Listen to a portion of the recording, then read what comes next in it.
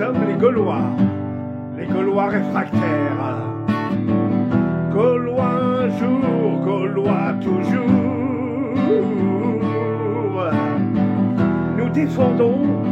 Nous défendrons nos libertés. De l'esclavage mondialisé, leur dictature jamais soumise. Oh, restez vivants, restez unis. Marie veille sur notre combat. Jour et nuit, Marie veillera sur tous ceux qui, pour la France, donnent leur amour et leur bravoure.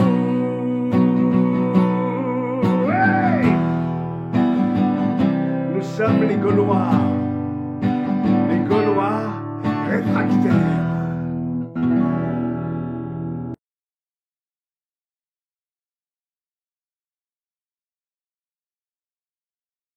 Déjà, je remercie l'association de m'avoir invité.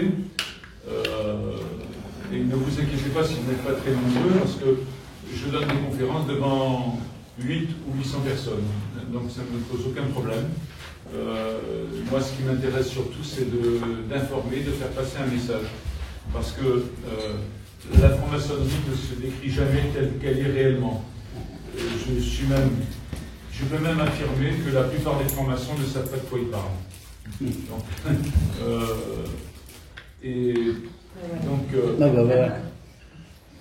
Ah non, on commence tout juste.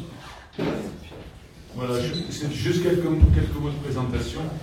Et donc, ce qui est important en tout cas pour ce qui me concerne, ce qui est important de vous dire, c'est que je ne juge absolument pas les personnes et je parlerai des doctrines et de la doctrine de la franc-maçonnerie, essentiellement, parce que c'est ça qui est dangereux. Les personnes sont la plupart du temps des victimes. En tout cas, pour 90% des francs-maçons, ce sont des gens qui se sont laissés un peu happer par les lumières, par ce qu'on leur a raconté. Alors juste là, sur ce point-là, j'ai identifié, alors ça n'a pas de base véritablement statistique, mais c'est juste le fruit de mon expérience. Il y a, à mon avis, 3 catégories de francs-maçons. La première catégorie, ce sont les arrivistes, c'est-à-dire ceux qui veulent progresser dans la politique, dans le travail, etc. La deuxième catégorie, ce sont des gens dans le genre de Mélenchon qui pensent que Robespierre était un type super et qu'il convient de le remplacer et de perpétuer sa philosophie. Donc on va trouver essentiellement ces gens-là au Grand Orient, mais pas seulement. Et puis la troisième catégorie, c'est ceux dont je pense avoir fait partie, qui je pense sont au moins 30 ou 40%. Eh bien, ce sont des gens qui n'ont pas la foi, ou peu importe à quelle religion on peut faire référence, mais qui n'ont pas une foi, qui ne savent pas trop finalement obtenir les réponses qu'ils souhaitent par rapport à ce qu'on peut appeler le mystère de la vie. Et ils estiment, en tout cas on leur a fait croire qu'en franc-maçonnerie ils vont trouver ces réponses. Accessoirement, on leur dit que c'est une grande fraternité, qu'ils vont y être accueillis, que c'est le meilleur endroit du monde pour pouvoir aider l'humanité. Voilà. Donc c'est très valorisant. Voilà. En ce qui me concerne, j'ai fait partie de la franc-maçonnerie pendant 24 ans. J'ai eu un parcours assez classique. J'ai fait partie de ce qu'on appelle les loges bleues. Enfin, on y reviendra pour le détail, parce que, évidemment, vous ne savez pas de quoi je parle, mais moi, ça me paraît évident.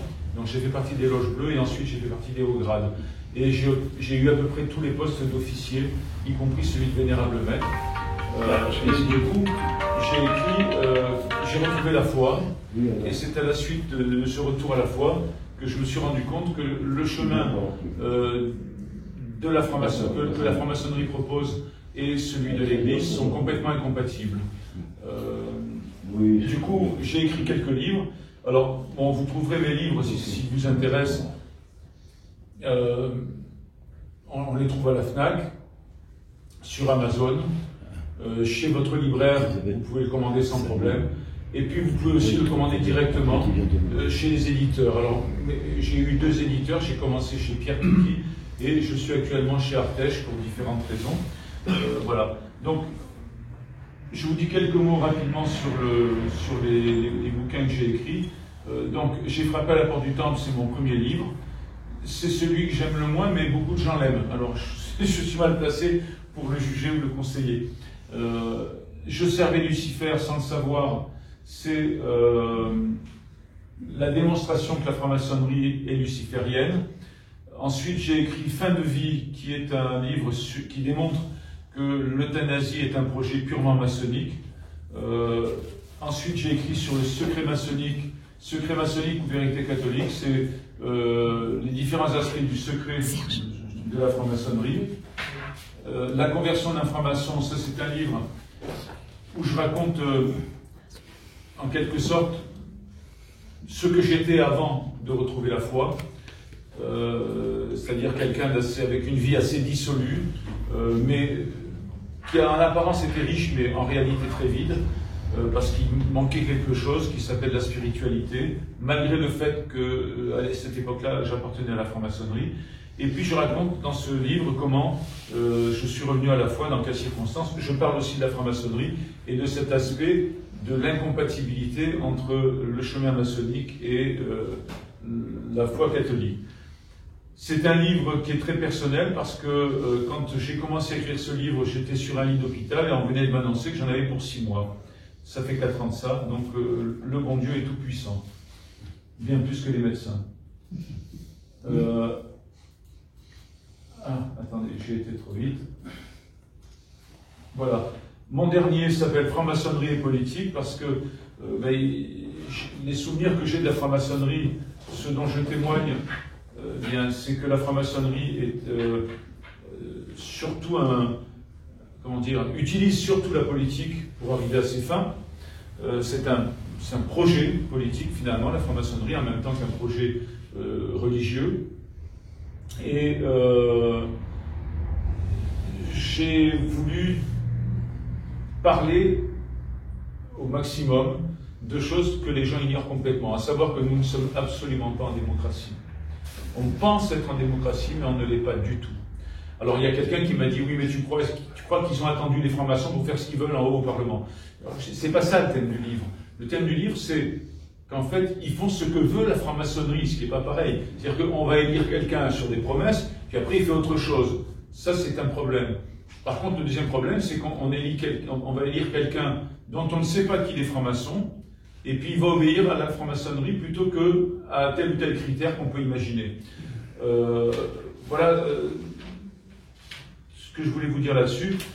Tous mes livres sont basés à la fois sur mon témoignage personnel, mais comme le témoignage est contestable quand il n'est appuyé par aucune preuve, eh bien, à chaque fois que je dis quelque chose, c'est-à-dire j'ai vu, j'ai compris, j'ai observé, en loge, ça se passe comme ça, eh bien, à chaque fois, je confirme ce que je dis par des extraits de rituels maçonniques, par des expressions que je vais trouver chez des dignitaires de la franc-maçonnerie et qui sont accessibles. Hein. À chaque fois, j'ai les références.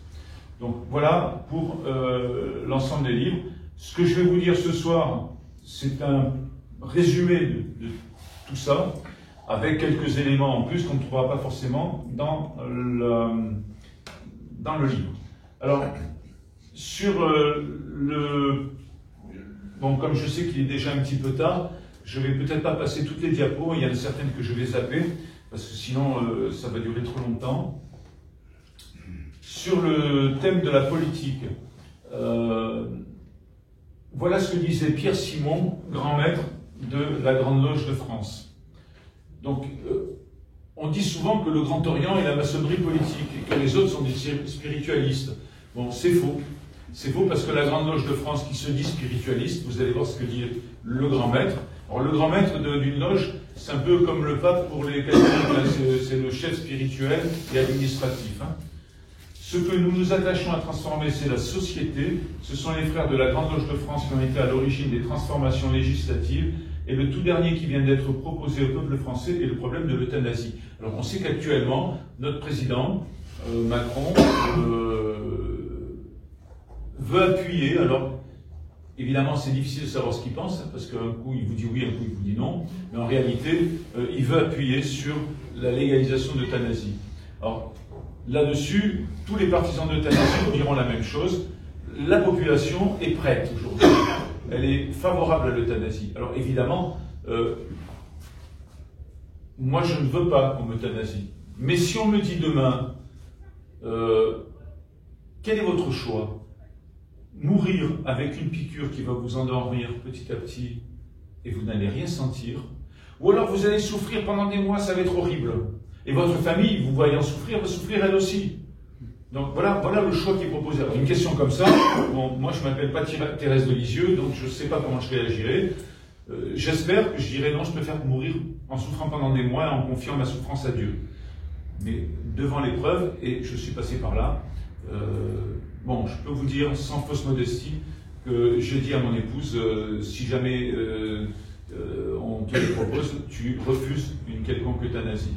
Donc, il y a maintenant suffisamment de calmants. Ça, je peux en témoigner parce que pendant 7 ans, j'étais au service d'une aumônerie catholique et j'étais affecté justement à la vie des personnes. Et donc, il y a beaucoup de gens qui sont morts dans mes bras. Je peux vous dire que j'ai vu personne souffrir. Parce qu'on a des médicaments maintenant qui sont tellement puissants qu'à la limite, ils vont accélérer, faire un plus rapide le décès. Mais en fait, ce n'est pas une piqûre pour tuer. C'est-à-dire que, par exemple, quand on administre de la morphine à haute dose à quelqu'un qui a un déficit respiratoire, bien finalement, la morphine va augmenter ce déficit respiratoire et elle va mourir plus vite. Mais on ne la tue pas.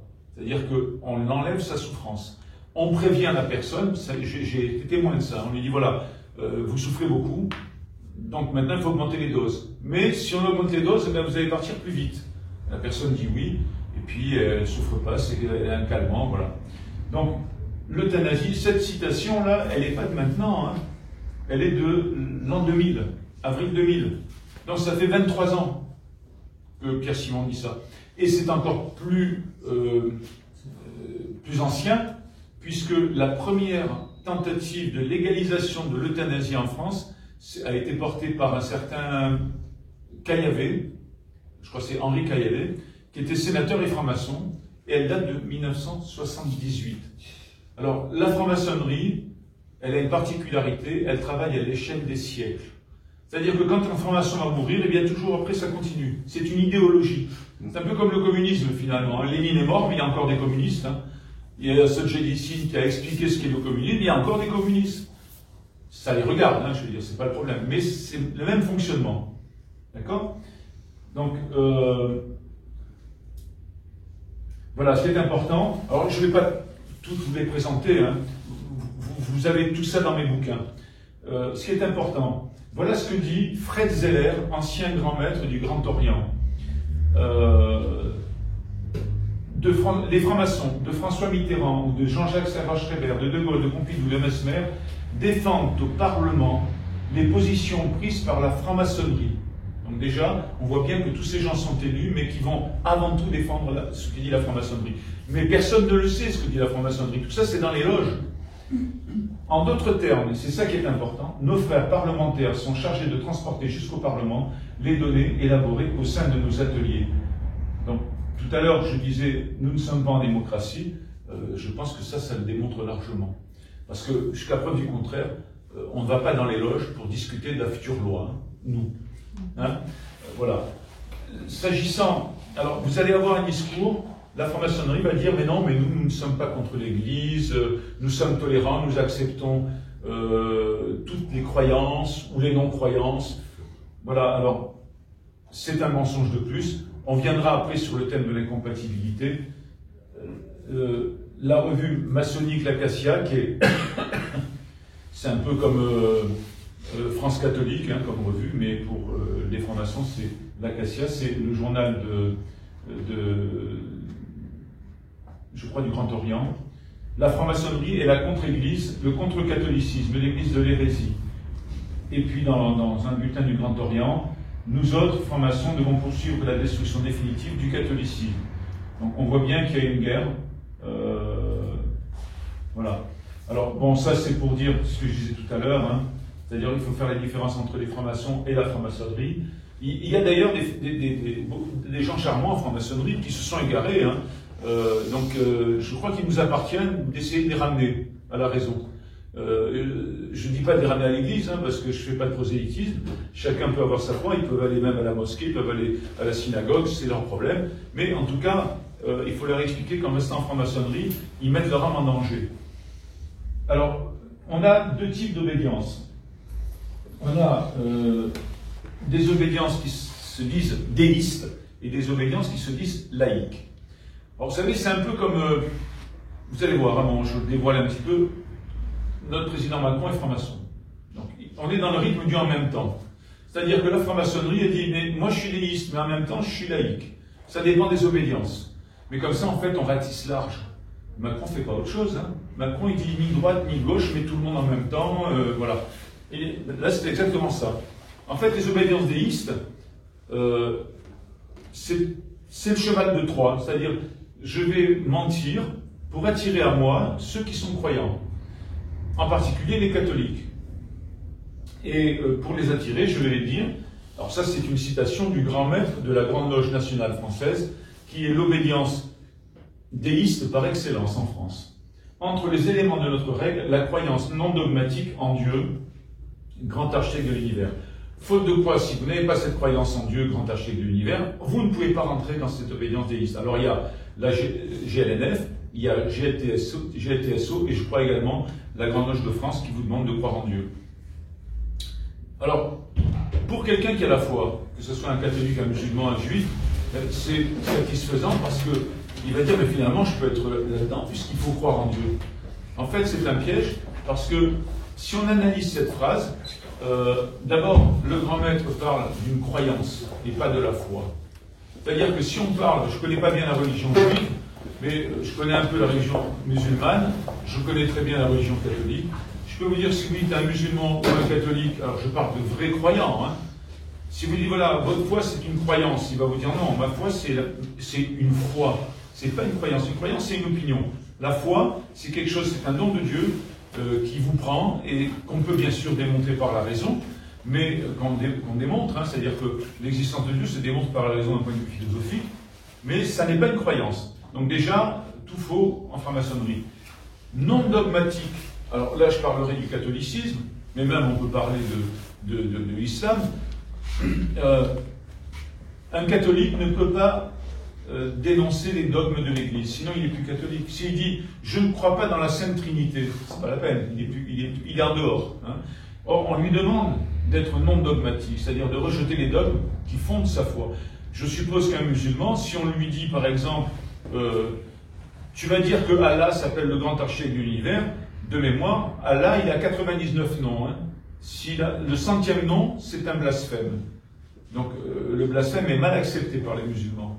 Donc du coup, il ne pourra pas non plus. Donc vous voyez que la croyance non dogmatique n'est pas possible. Et je suppose que pour d'autres religions, c'est pareil. En tout cas, pour les catholiques, c'est comme ça. Les obédiences laïques vont vous dire « Ah, mais vous pouvez venir chez nous parce que de toute façon, nous, on est laïcs. » C'est-à-dire qu'on accepte les croyants, les non-croyants, les bouddhistes, les musulmans, les juifs, les catholiques, tout ça. En fait, c'est faux parce que toute affirmation dogmatique est également refusée. Donc, comment allez-vous chercher la vérité quand vous êtes croyant? En rejetant les dogmes, ça revient au même. Et en plus, dans ces obédiences-là, qui sont dites laïques, ce sont des obédiences plutôt laïcardes. C'est-à-dire qu'elles ne considèrent pas la laïcité comme l'acceptation de toutes les religions, mais comme l'exclusion des religions. C'est-à-dire pour elles, les religions sont tabous. Donc, vous voyez bien que là déjà, on est en difficulté par rapport à la possibilité d'être franc-maçon et catholique. Alors moi je parle bien sûr des catholiques parce que c'est ce que je connais. Alors, rapidement sur l'historique succinct de la franc-maçonnerie, il y a une légende qui consiste à dire que la franc-maçonnerie provient des constructeurs de cathédrales, des templiers, des chevaliers, etc. c'est du baratin, c'est pour enjoliver.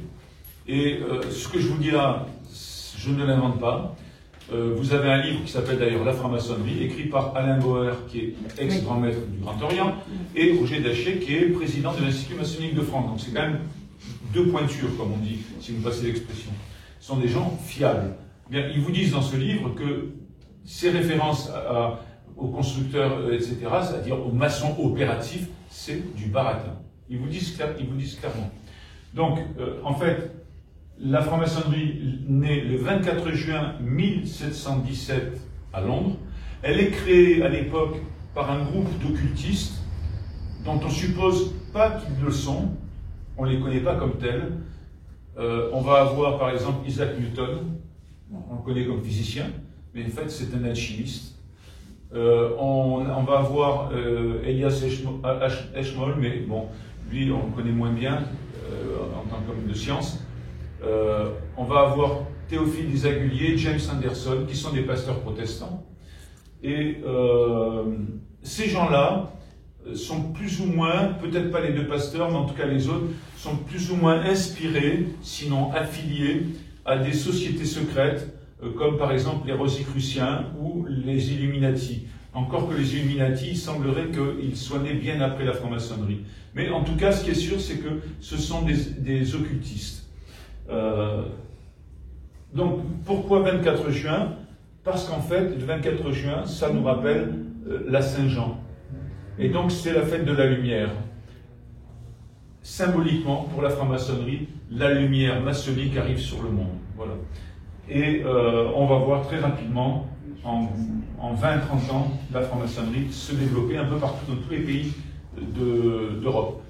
Il faut savoir que, enfin, il faut observer même, je dirais, que partout où la franc-maçonnerie est arrivée, eh bien, quelques décennies plus tard, les monarchies ont été détruites et remplacées par des républiques.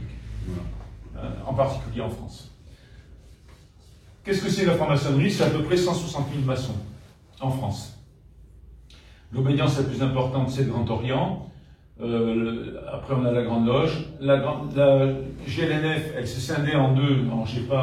J'ai pas actualisé, mais en fait, globalement, les deux loges qui font partie de la GLNF, c'est 30 000 francs-maçons. Voilà. Et puis après, juste en bas, on a le Grand Prieuré des Goths, dont on va reparler tout à l'heure. C'est 1 millier, donc c'est, passez-moi l'expression, c'est peanuts. Voilà. Mais globalement, ça fait 160 000 personnes.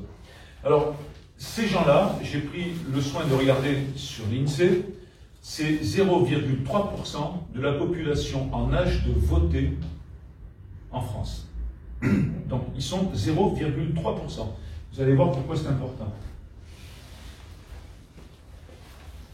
Alors, je parle aussi de l'incompatibilité, c'est ce que j'ai dit tout à l'heure, d'être catholique et franc-maçon. Alors, bon, cette incompatibilité, on la démontre de différentes façons. Je n'aurai pas le temps de tout développer, mais je vais prendre simplement les sources et les fondements des rites maçonniques.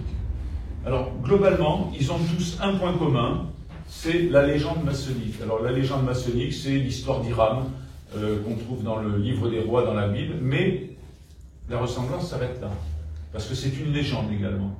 Hiram, dans la Bible, n'est pas tué par 3 mauvais compagnons, comme dans l'histoire maçonnique.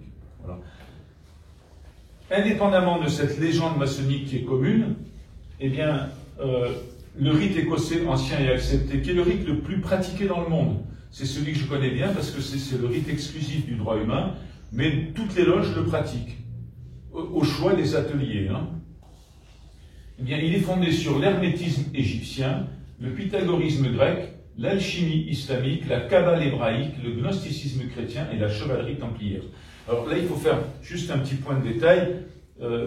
Souvent, on parle de complot judéo-maçonnique, d'influence judaïque dans la franc-maçonnerie. Bon, on voit bien que les influences ne sont pas que judaïques. Et d'ailleurs, à mon avis, elles ne le sont pas du tout, parce que c'est la Kabbale qui va venir influencer. Or, la Kabbale est c'est une sorte d'ésotérisme que les Juifs eux-mêmes refusent.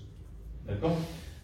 Ensuite, on a le rite français. Alors, il y a des emblèmes bibliques, mais ils sont entendus comme une légende. C'est-à-dire que la Bible, pour eux, c'est pas la parole de Dieu, c'est un conte de Walt Disney.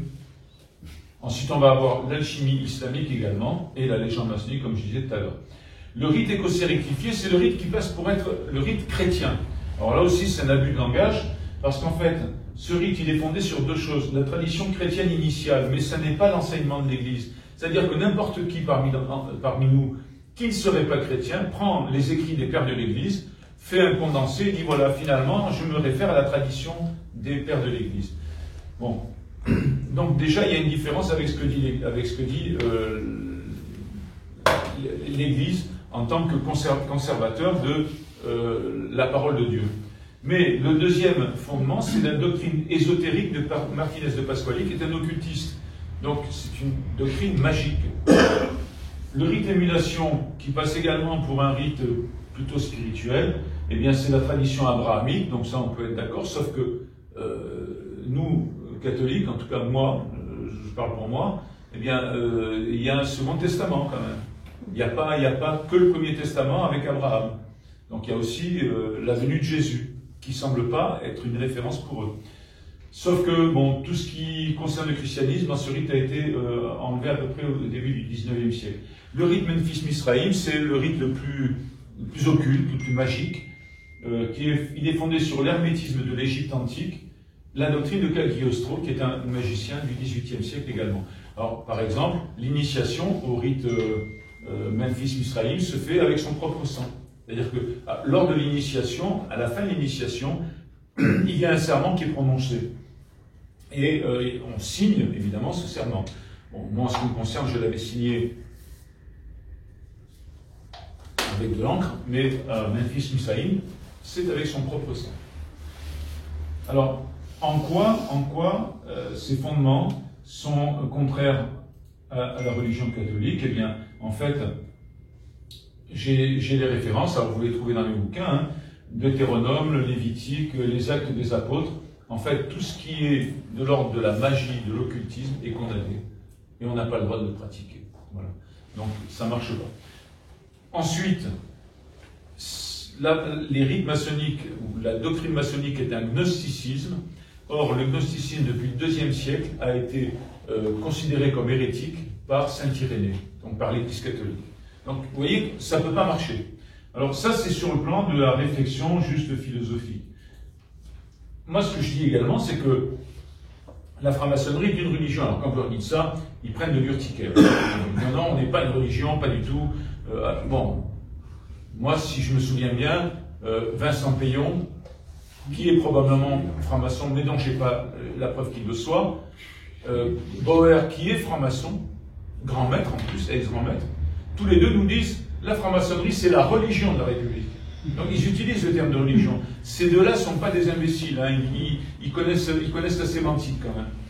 En plus, j'ai un peu cherché parmi les spécialistes des sciences de religion, eh bien, quand on ne sait pas, eh bien, ces spécialistes nous donnent quelques éléments de repère pour définir qu'on est en présence d'une religion. Alors, vous avez 5 éléments: les rites, cérémonies, l'idéal ou la croyance commun, les adeptes, le lien régulier entre les adeptes. Alors, les rites, on en a parlé, les cérémonies, il y en a, puisqu'il y a la cérémonie d'initiation, cérémonie de ce qu'on appelle la reconnaissance conjugale, qui est un mariage maçonnique, les cérémonies funèbres, qui est une sorte de funérailles maçonniques, donc il y a ça. L'idéal ou croyance commun, c'est au minimum, c'est peut-être même pas le grand archive de l'univers, parce qu'il y a des loges qui ne s'y réfèrent pas, mais c'est au minimum la croyance dans le fait que seule la philosophie maçonnique va apporter le bien-être à l'humanité. Ça, c'est clair, hein, tous, qu'on soit en loge déiste ou en loge laïque. Ensuite, on a les adeptes, c'est les francs-maçons, et le lien régulier, eh bien, quand on est franc-maçon, on est obligé de venir 2 fois par mois à une tenue maçonnique, c'est-à-dire une soirée maçonnique. Donc, les 5 critères sont remplis. Donc, on peut penser qu'on est devant une religion. Vous avez également les constitutions d'Anderson, qui ont été écrites par les 2 pasteurs Desaguliers et Anderson. Donc, quand un pasteur vous dit religion, il sait de quoi il parle. Il n'utilise pas le mot à tort et à travers. Or, ils vous disent dans l'article 1er, qui est l'article fondateur, il est néanmoins considéré de soumettre les francs-maçons seulement à cette religion. Donc, vous voyez qu'on est bien en présence d'une religion. Or, si on est musulman, je ne vois pas comment on peut adhérer à une autre religion tout en restant musulman. Si on est juif ou si on est catholique, de la même manière, on ne peut pas dire qu'on a deux religions. On en a une et point final. C'est une religion qui possède ses propres dogmes. Alors, je peux en donner 50, hein, mais j'en ai pris juste 2. Le dogme de l'adogmatisme. On a vu tout à l'heure que ça soit laïque ou déiste, on vous dit qu'il faut s'affranchir de tous les dogmes. Donc, ça s'appelle l'adogmatisme. Autrement dit, vous cheminez vers la vérité cosmique, hein, c'est encore un truc très fumeux, mais dans la lumière maçonnique. Mais pour ça, il faut vous affranchir des dogmes. Alors, moi, je dis que dire ça, c'est prononcer un dogme. C'est parce qu'il n'y a pas de preuve scientifique ni philosophique qui vous dit pour être dans la vérité, il faut être en dehors de tous les dogmes. Et le dogme d'un Dieu protéiforme, parce que le grand architecte de l'univers, on ne sait pas ce que c'est. Il n'est pas défini. C'est une force, c'est une force cosmique, c'est un horloger dont on ne connaît pas la nature. Donc, là aussi, puisque personne ne l'a vu, c'est un dogme. Alors ça, on me dira, mais ça c'est du raisonnement, d'accord? Sauf, alors oui, il y a encore un dogme que j'ai oublié, le dogme de la similitude de nature entre le microcosme et le macrocosme. C'est-à-dire le microcosme, c'est l'homme, et le macrocosme, c'est l'univers. C'est-à-dire que la franc-maçonnerie vous dit, il y a identité de nature entre l'infini cosmique et l'infiniment petit que nous sommes, nous. Bon, là, il y a quelque chose aussi qui nous renvoie à l'antinomie entre la doctrine catholique et la franc-maçonnerie, puisque nous, si nous sommes catholiques et croyants, eh bien, nous pensons que nous sommes à l'image de Dieu, mais pas de même nature. On est à l'image. Eux, ils vous disent, les francs-maçons, nous sommes de même nature que la puissance cosmique. Voilà. En nous-mêmes, nous sommes un microcosme, c'est-à-dire une partie de Dieu. Et donc, vous avez ensuite, au 28e degré, une affirmation des 7 vérités gnostiques que tout franc-maçon arrivant à ce degré doit assimiler. Donc, on voit bien qu'on lui dit, il faut que tu crois dans ces dogmes. Il y en a plusieurs, il y en a 7. Et, vous voyez, il y a encore, dans le rituel du 21e degré, il y a encore un baratin qui est complètement faux. Cette doctrine, c'est-à-dire les 7 vérités gnostiques, qui inspira les gnostiques du IIe siècle, fut transmise à l'ordre du Temple. Complètement faux. Complètement faux. Après la dissolution de l'ordre en 1312, les Templiers la transmirent aux chevaliers de Saint-André, sous-entendu, et ensuite à la franc-maçonnerie. Voilà. Donc ça, c'est complètement de l'ordre de la légende. Alors, ça c'est ce que moi j'apporte en termes de raisonnement, en termes de témoignage. Mais alors après, il y a quelque chose de beaucoup plus incontournable, c'est que l'Église condamne la double appartenance, c'est-à-dire l'appartenance d'un catholique à la franc-maçonnerie. Depuis 1738, il y a une bonne demi-douzaine, même un peu plus, entre 1738 et le XXe siècle, de bulles papales. D'accord ? Et on vous dit il est interdit sous peine d'excommunication. Alors, aujourd'hui, c'est confirmé par un décret du 26 novembre 1983. Les fidèles qui appartiennent aux associations maçonniques sont en état de péché grave et ne peuvent accéder à la Sainte Communion. Ils sont donc excommuniés. Et ce décret a été explicité en 1984, parce que les francs-maçons vont dire oui, mais ça dépend des obédiences, c'est des obédiences déistes, etc. Ils vont essayer de noyer le poisson, hein, en parlant même du décret, en décortiquant le décret. Mais, sauf que le Vatican, un an après, voyant que la franc-maçonnerie persistait, vient nous dire, dans un texte qui a été publié dans l'Osservatore Romano, malgré la différence qui peut subsister entre les obédiences maçonniques, en particulier dans leur attitude déclarée envers l'Église, le siège apostolique qui constate certains principes communs qui appellent une application identique de la part de toutes les autorités ecclésiastiques. Et ce texte, d'ailleurs, va nous dire par la suite, parce que je ne l'ai pas repris, mais je vous le dis, en fait, c'est vraiment l'incompatibilité des fondements des deux doctrines, qui ne sont pas compatibles. Le 17 novembre 2023, le pape François a approuvé un texte du Dicaster pour la doctrine de la foi qui nous dit « L'appartenance active d'un fidèle à la franc-maçonnerie est interdite en raison de l'inconciliabilité entre la doctrine catholique et la franc-maçonnerie. » Donc, c'est clair. Autrement dit, imaginez que vous fassiez partie du parti nazi à l'époque. Puis finalement, j'ai bien envie de me convertir au judaïsme. Mais le parti nazi vous dit non, non, c'est pas possible. Si tu vas chez les juifs, tu sors de chez nous. Ça me paraît logique. Alors, je ne porte pas d'appréciation de valeur ni sur les uns ni sur les autres, hein, c'est pas le thème. Mais quand vous appartenez à une société ou à une organisation ou à une religion qui vous dit non, mais là, vous ne pouvez pas y aller. Si vous y allez, vous êtes en dehors de cette association. Donc c'est exactement ce qui se passe pour les catholiques qui appartiennent à la franc-maçonnerie. J'ai trouvé des déclarations, alors évidemment, ça n'est réservé qu'aux titulaires des hauts grades, notamment un grand maître, Paul Bourdeau, nous dit « Ce qui est important de comprendre, c'est que le combat qui se livre repose sur l'équilibre de deux cultures, l'une fondée sur l'évangile, l'autre sur la tradition historique d'un humanisme républicain. Et ces deux cultures sont fondamentalement opposées. » Moi, je ne crois pas que ce soit... Mais la franc-maçonnerie elle-même nous dit « Non, on ne peut pas, c'est pas possible. » Et un autre grand maître qui est de la Grande Loge de France nous dit « Il n'y a pas de conciliation possible entre des principes aussi opposés, il faudra bien que l'une ou l'autre civilisation disparaisse. » Donc c'est clair ça. Hein, mais ça c'est ce qu'on se dit dans les loges entre grands initiés.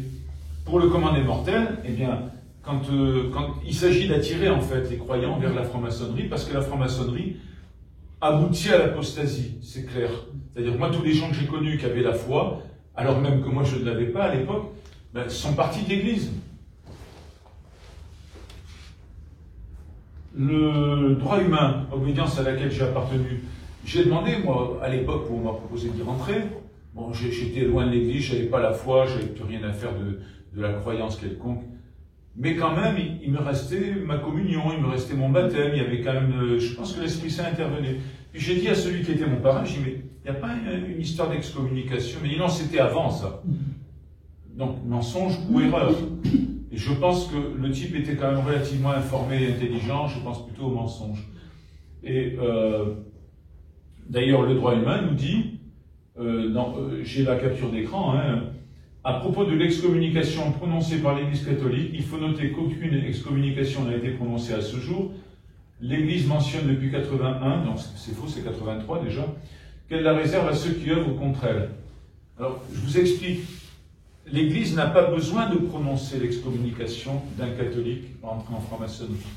Parce que, alors, j'ai des textes là-dessus, hein, vous pouvez me croire sur parole, je peux vous donner les références si ça vous intéresse. L'Église nous dit l'excommunication, elle est, alors c'est en latin, latae sententiale, c'est-à-dire elle est automatique. C'est-à-dire le catholique qui rentre, d'ailleurs le décret de 83 le dit, il se met en dehors lui-même de la communion et des sacrements de l'Église. On n'a pas besoin de prononcer. Donc vous voyez que ils sont très pervers, hein, très pervers. En fait, c'est même pas un mensonge par omission, c'est une contre-vérité. Voilà. Alors bien sûr, l'Église n'a pas prononcé l'excommunication, mais ça ne veut pas dire qu'on n'est pas excommunié. Deuxième, alors, les rigolos du Grand Prieuré des Gaules, hein, la petite obédience très anecdotique, alors eux, ils sont encore plus forts, parce que eux, ils se prennent pour les juristes en droit canon. C'est-à-dire qu'ils analysent le code de droit canonique, ils disent, mais l'Église n'a rien compris. Alors, l'Église n'a rien compris alors que c'est elle qui a rédigé le code de droit canonique. Hein. Bon. Voilà ce qu'ils disent. Peut-on être chrétien et franc-maçon? Ça, vous le trouvez, vous allez sur le web, vous le trouvez. Hein. Oui, bien sûr. Comme si c'était une évidence, oui, bien sûr. La maçonnerie du Grand Prieuré des Gaules, comme toute maçonnerie théiste, alors théiste, ça veut dire en fait que ce sont des gens qui croient en Dieu et qui croient en un Dieu qui intervient sur l'homme, hein, sur la destinée de l'homme. Donc, c'est pas forcément des catholiques. Déjà, premier point, on peut croire à un Dieu, n'importe lequel, Bouddha, je sais pas, enfin, voilà. Donc, elle n'est pas concernée par ce nouvel article. Donc, vous voyez, c'est quand même hallucinant. Elle n'est donc pas concernée, même si la Congrégation pour la doctrine de la foi persiste à déclarer que les francs-maçons demeurent exclus de la communion. C'est quand même fort. C'est comme si moi, je fais un saut en arrière, on me dit, ah ben non, si tu es juif, tu ne peux pas devenir nazi. Oui, mais attends, même si Goebbels dit que je ne peux pas être un nazi, moi je pense qu'il se trompe, parce que je peux être nazi en étant juif. Il y a eu quelques juifs nazis, hein, mais c'était des gens qui avaient des ascendances juives. Hein. C'est pas pareil.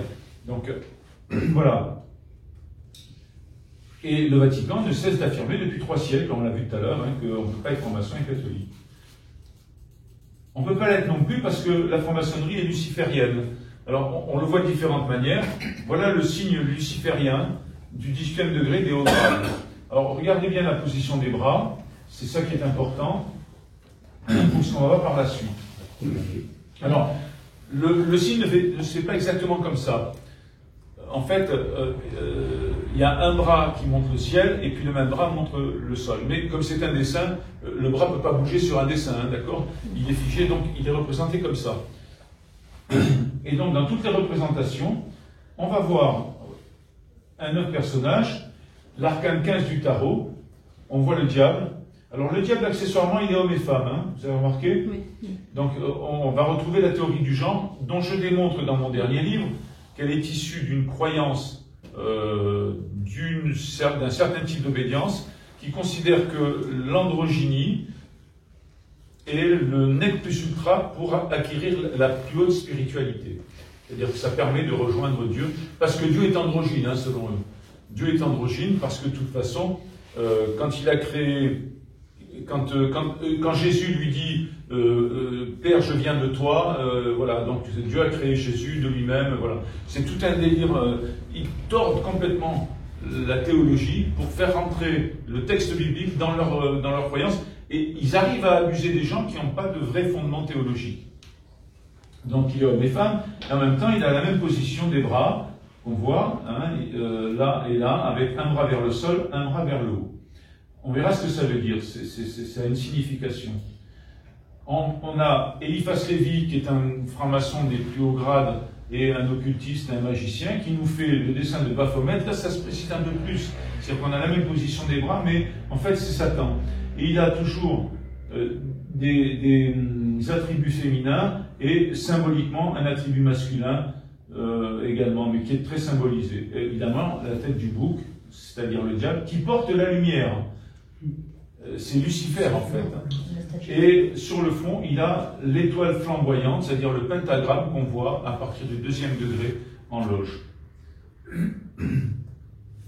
On a encore la déesse Ishtar. Alors Ishtar, c'est la déesse des enfers, hein, à l'époque des Romains. Donc on fait référence à la déesse Ishtar. C'est Oswald Wirth. Oswald Wirth, c'est, pour les francs-maçons, c'est un peu Saint-Augustin pour les catholiques. Donc c'est vraiment une référence. Donc le gars, il vous dessine Ishtar, avec toujours la lumière et les cornes au-dessus de la tête, Lucifer portant la lumière aux hommes, et le bras vers le haut, et le bras vers le bas. Alors, ce bras vers le haut, le bras vers le bas, c'est une signification qui renvoie à la table d'émeraude, c'est-à-dire que cette position se traduit par la maxime suivante: ce qui est en bas est comme ce qui est en haut, et ce qui est en haut est comme ce qui est en bas.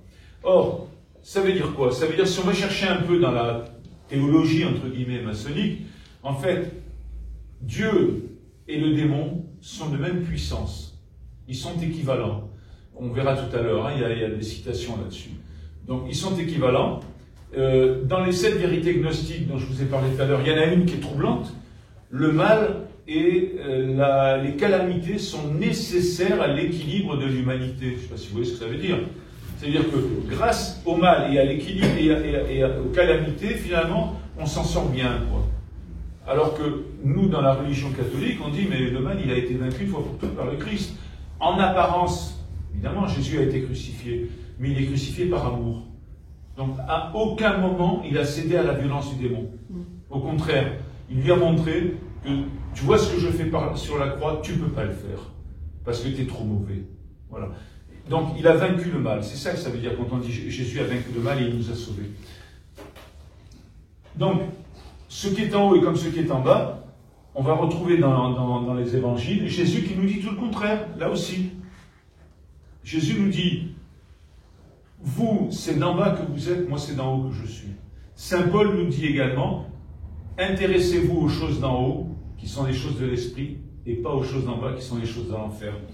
Donc vous voyez, c'est pas la même chose. Et alors là, le clou du spectacle, c'est qu'on a la statue de Baphomet, érigée à Détroit, aux États-Unis, par l'église de Satan, qui est une église officielle, puisque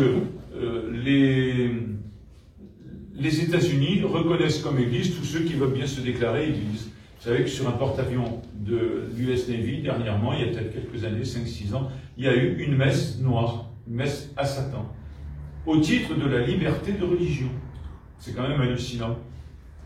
Donc vous voyez qu'on a le même personnage, avec la lumière entre les deux cornes, la main vers le haut, vers le bas, et tenant un garçon et une fille prisonniers. Autre élément sur l'aspect luciférien, vous avez également Tubal-Caïn, qui est le mot de passe des maîtres. Tubal-Caïn, c'est un personnage biblique, c'est le descendant direct de Caïn. Et aujourd'hui, bon, notre nom et notre prénom servent à nous nommer, c'est-à-dire qu'on appelle un tel Paul, il s'appelle Paul, voilà. Mais à l'époque biblique, les noms définissaient les gens, c'est-à-dire que c'était la nature des gens. Tubal-Caïn, étant fils de Caïn, étant descendant direct, c'est donc une émanation de Caïn. Et on va voir également un deuxième mot qui est le mot sacré, Moabon. Alors moi je ne connais pas la langue hébraïque, mais ce qu'on dit en franc-maçonnerie, c'est que ce mot signifie fils du Père. Quand vous devenez maître, il y a une cérémonie au terme de laquelle on vous dit à l'oreille, parce qu'il ne faut pas que les autres entendent, enfin quelqu'un d'extérieur puisse entendre, on vous dit à l'oreille Tubal-Caïn, Moabon. Donc vous devenez, d'abord, Hiram s'introduit en vous, l'esprit d'Hiram s'introduit, vous devenez un nouvel Hiram, et surtout vous devenez Tubal-Caïn, fils du Père, le fils du Père Caïn. Donc vous devenez un continuateur de la lignée caïnite. Et j'explique dans un de mes livres que dans la ville de Jérusalem, alors c'est un chapitre, je crois que c'est le chapitre 5 de la Genèse, Tubal-Caïn, me semble-t-il, en tout cas c'est dans la Genèse. Eh bien, la ville de Jérusalem nous dit Tubal-Caïn, c'est la figure de l'humanité courbée sous le poids du péché.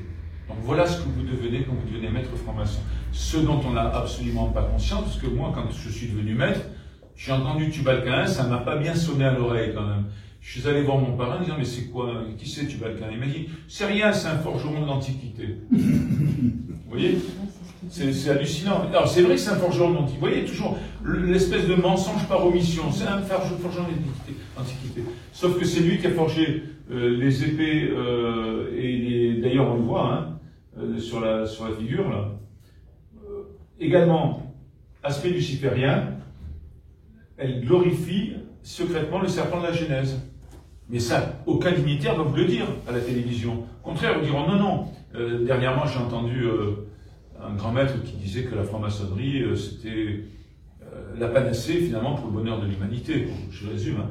Bon, il ne vous dira pas, par exemple, le serpent séducteur. On parle de celui de la Genèse, hein. C'est pas le serpent de Mowgli dans le livre de la jungle. Hein. Non, c'est le serpent de la Genèse, c'est le salopard, qui incite à mordre le fruit de l'arbre de la connaissance du bien et du mal, et le symbole d'un instinct particulier. Cet aiguillon secret est le promoteur de tous les progrès. C'est-à-dire qu'en transgressant l'ordre de Dieu, on va vers le progrès de l'humanité. D'accord? Et cela explique qu'il inspira la désobéissance, l'insubordination et la révolte. C'est pourquoi le serpent fut maudit par les anciens théocrates alors qu'il était honoré par les initiés. Et on parlait tout à l'heure de la similitude selon la franc-maçonnerie entre diable et Dieu. On vous dit il y a quelque chose de divin dans le diable et quelque chose de diabolique en Dieu. Dieu et Lucifer sont les deux facettes d'une réalité suprême. Albert Pike, franc-maçon du 19e, a dit à ce propos, pour les francs-maçons gnostiques, le grand acheté de l'univers, c'est Lucifer. On ne peut pas être plus clair. Albert Pike, c'est comme un des pères de l'Église pour les catholiques, c'est-à-dire c'est quelqu'un qui compte. Donc ça, vous voyez, je ne l'invente pas non plus. Voilà. là aussi, alors ça c'est un extrait d'un ouvrage qui recueille ce qu'on appelle des planches maçonniques, c'est-à-dire des écrits maçonniques qui sont présentés en loge, et quand il y a un écrit qui mérite une attention particulière, eh bien il est publié dans cette revue qui s'appelle Parole plurielle. Alors c'est transmis au haut grade simplement. Alors tout à l'heure je vais faire une digression parce que j'ai parlé de loge bleue et haut grade. En fait les loges bleues sont les loges où on obtient le grade d'apprenti, compagnon et maître. Et ensuite, on peut, mais c'est pas obligatoire, on peut devenir membre des hauts grades entre le 4e et le 33e degré. Bon, Memphis Mizraïm, ils en ont 99, et puis dans certains rites, par exemple le rite émulation, ils en ont que 4, dont un seul haut grade. Mais en fait, peu importe combien il y a de grades, il y a vraiment les loges bleues et les hauts grades. Ce qui est important de savoir, c'est que dans les hauts grades, il y a une minorité de francs-maçons, il y a à peu près entre 5 et 8% des francs-maçons qui y accèdent. Donc ceux-là commencent à connaître un peu mieux les choses, et en fait la vérité maçonnique n'est révélée qu'à partir du 28e, 29e, 30e degré par là. Voilà. Donc dans cette planche géographe, on vous dit, dans la Genèse, Adam et Ève transgressent l'interdit, sous l'influence du serpent. La transgression de cet interdit ne paraît être ni une faute ni une chute, mais plutôt un moyen pour permettre la vie. Dans cet acte, je peux voir l'homme qui transgresse son interdit en train de se libérer. C'est-à-dire que, vous voyez, il y a une inversion complète des choses, c'est-à-dire que la liberté à laquelle nous accédons, je dirais par la grâce de Dieu, c'est la liberté de choisir entre le bien et le mal tel que Dieu nous l'a défini. Là non, là on vous dit, en fait, il se libère parce qu'il connaît lui-même le bien et le mal. Et ça, on va le retrouver au 30e degré, qui est le plus haut grade initiatique, parce que 31, 32, 33 sont des grades de stratégie maçonnique et de gestion de la maçonnerie. Eh bien, on va le retrouver au 30e degré parce qu'on dit, au 30e degré, tu es capable de définir par toi-même ce qu'est le bien, ce qu'est le mal. Et d'ailleurs, on rajoute au 32e degré, et tu pourras utiliser 2 moyens pour obtenir le résultat que tu veux, c'est-à-dire la stratégie maçonnique. Ces 2 moyens sont la ruse ou la force. C'est-à-dire la ruse, ce qu'on voit aujourd'hui, avec le secret dans la politique, ou la force, la Révolution française. Voilà. Vous avez compris dans leur vie privée, c'est dans toute leur vie. Comment? C'est y compris dans la vie privée. Ah ben bien entendu, oui. Bon, le secret, je vais passer rapidement. Bon, il y a le secret des origines, le secret que j'appelle commercial, c'est-à-dire c'est le secret qui pique la curiosité. Alors ça ressort d'un rituel aussi, au 12e degré. Vous savez que quand les travaux maçonniques se tiennent, la porte du temple est fermée. Pas seulement la porte sur l'extérieur, mais la porte intérieure.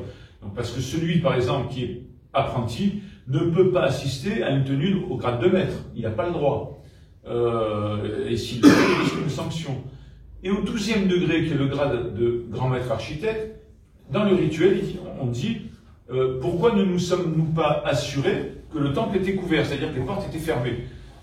Réponse toujours rituelle, parce que ça n'a pas une grande importance que quelqu'un puisse surprendre nos travaux. Ça ne ferait, si c'est un homme de bien, qu'un grand maître architecte de plus. D'ailleurs, et c'est toujours dans le rituel, d'ailleurs, nous ne nous cachons que pour susciter par l'intérêt de nos mystères, par l'attrait de nos mystères, l'intérêt de vouloir intégrer l'éloge parmi nous. Voilà, je paraphrase, quelque chose comme ça. En fait, en parlant du secret, j'attise votre curiosité et je vous pousse à venir chez moi. Donc, après le secret d'appartenance, alors on n'a pas le droit de dire un tel est franc-maçon ou une telle est franc-maçonne, mais on peut se dévoiler, mais c'est fortement décommandé parce que, évidemment, on risque, quand je vais faire la bise à quelqu'un dans la rue, de dire ben, c'est 2 francs-maçons. Donc, voilà. Le secret de reconnaissance, ben, alors là, il y a plein de signes que je vous montrerai tout à l'heure. Le secret du rituel, et on n'a pas le droit, y compris à son épouse ou à son époux, si on est franc-maçonne, de dire ce qui se passe dans les rituels ou dans les cérémonies. La magie secrète, ça c'est certainement, je pense, le prochain livre sur lequel je vais travailler. En fait, il y a dans les rituels une force magique qui est opérationnelle. Voilà. Alors, on croit ou pas à la magie. Si on y croit, eh ben, on dit ce que je viens de dire. Si on n'y croit pas, au minimum, c'est une force psychologique, une emprise qui vient comme un lavage de cerveau en quelque sorte.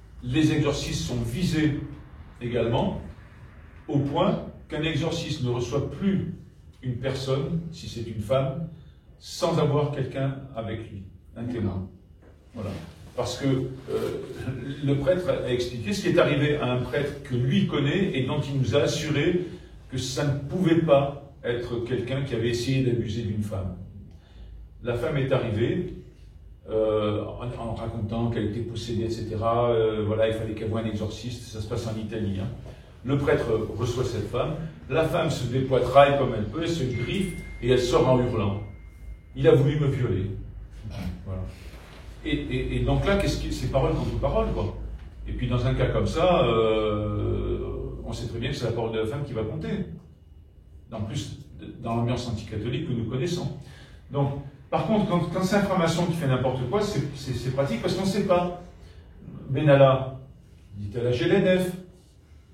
Marrant, hein? Je savais pas. Et d'ailleurs, quand ça a été dévoilé, le grand maître de la Genève était furax, parce qu'il dit oui, c'est pas bien parce que ça jette l'opprobre sur toute l'institution. Ah ben ouais, mais qu'est-ce que tu fais avec les prêtres, toi? Mais le prêtre, on sait qu'il est prêtre, lui on sait pas qu'il est franc-maçon.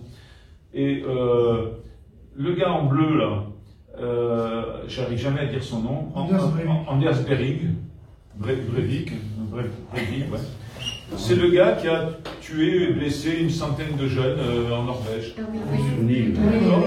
Bon, et ben, le gars, je peux vous dire que quand je vois ses décors, il travaille au rite français et il est membre de la Grande Loge de Norvège.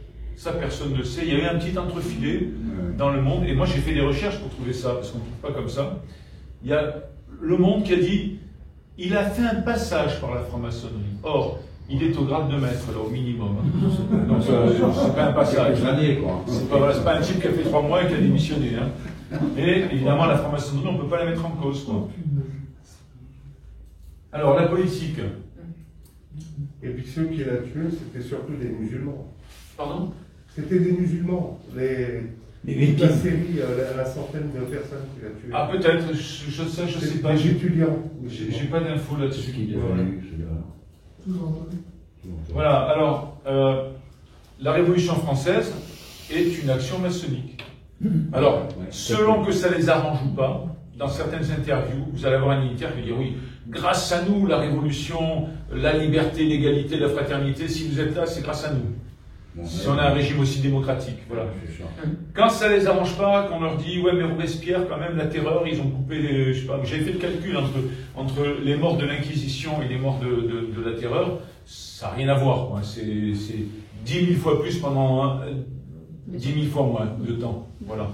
Et encore, l'Inquisition, c'est pas l'Église qui a coupé les têtes, hein, ou brûlé ou pendu les gens, c'est le pouvoir royal, d'accord. L'Inquisition, au contraire, est la seule instance qui a prévu un procès dans lequel la personne avait le droit d'avoir un défenseur, alors qu'avant ça n'existait pas.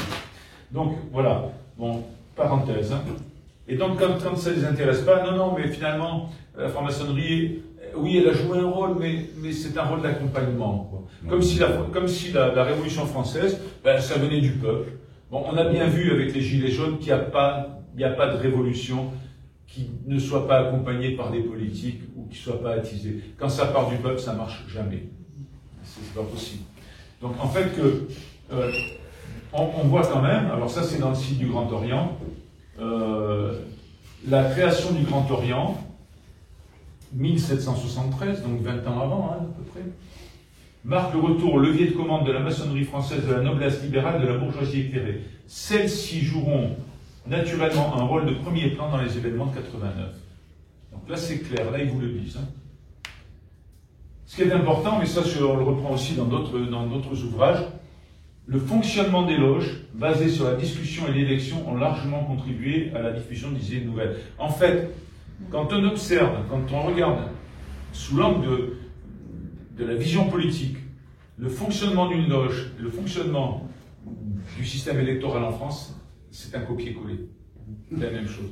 Avec les mêmes mensonges en plus. Parce que je peux vous dire que j'ai été haut fonctionnaire territorial pendant 35 ans, je peux vous dire que les élections locales, c'est pas mal. Hein.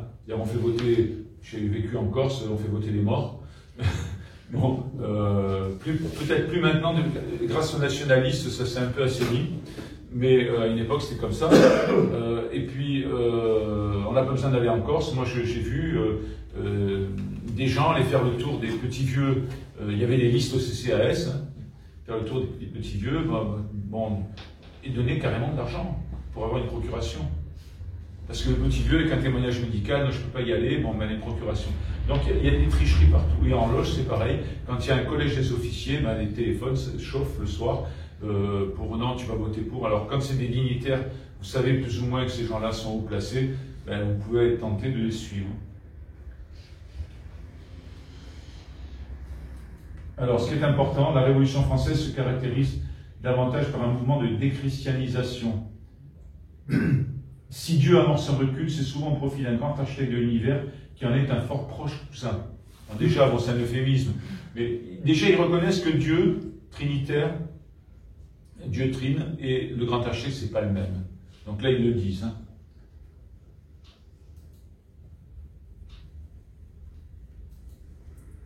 Voilà.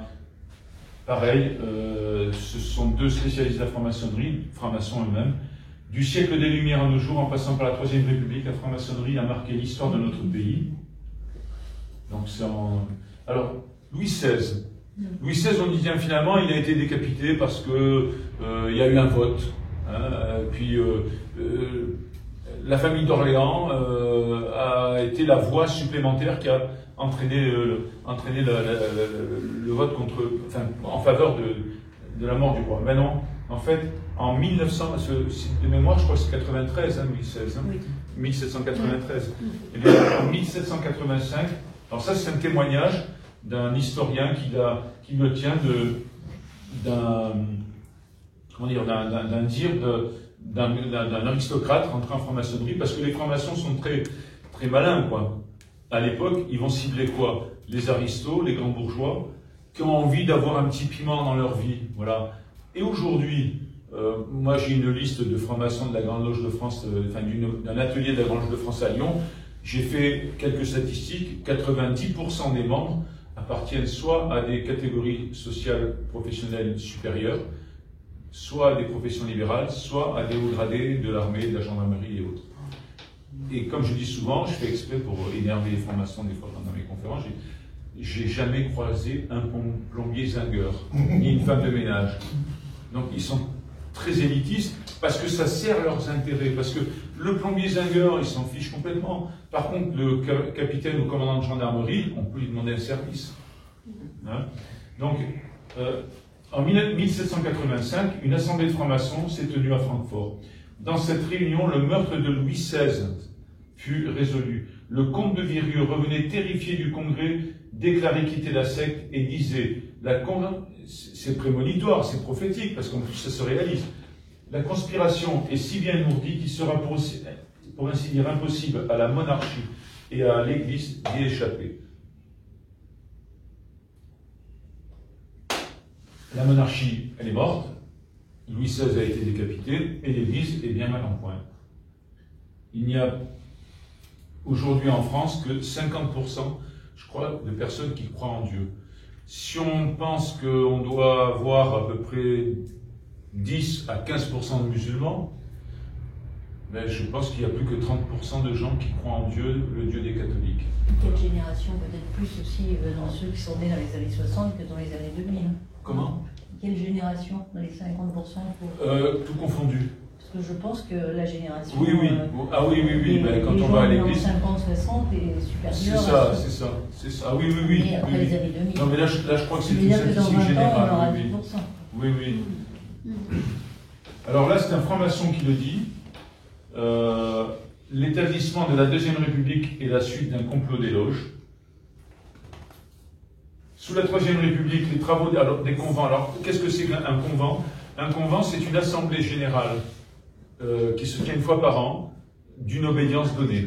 Donc, alors il y a des projets dans ces convents, voilà. Donc, ils donnent souvent lieu à des propositions de loi sous la Troisième République. Et alors, ce qui est important, c'est grâce au maillage sur tout le territoire que les idées sont relayées et défendues, y compris au niveau local, afin d'aboutir à une proposition de loi. Donc, vous voyez, quand je disais, je ne sais plus à qui tout à l'heure, mais les francs-maçons finalement travaillent pour que les lois d'inspiration maçonnique puissent passer dans les lois de la République. Je ne fais pas de complotisme.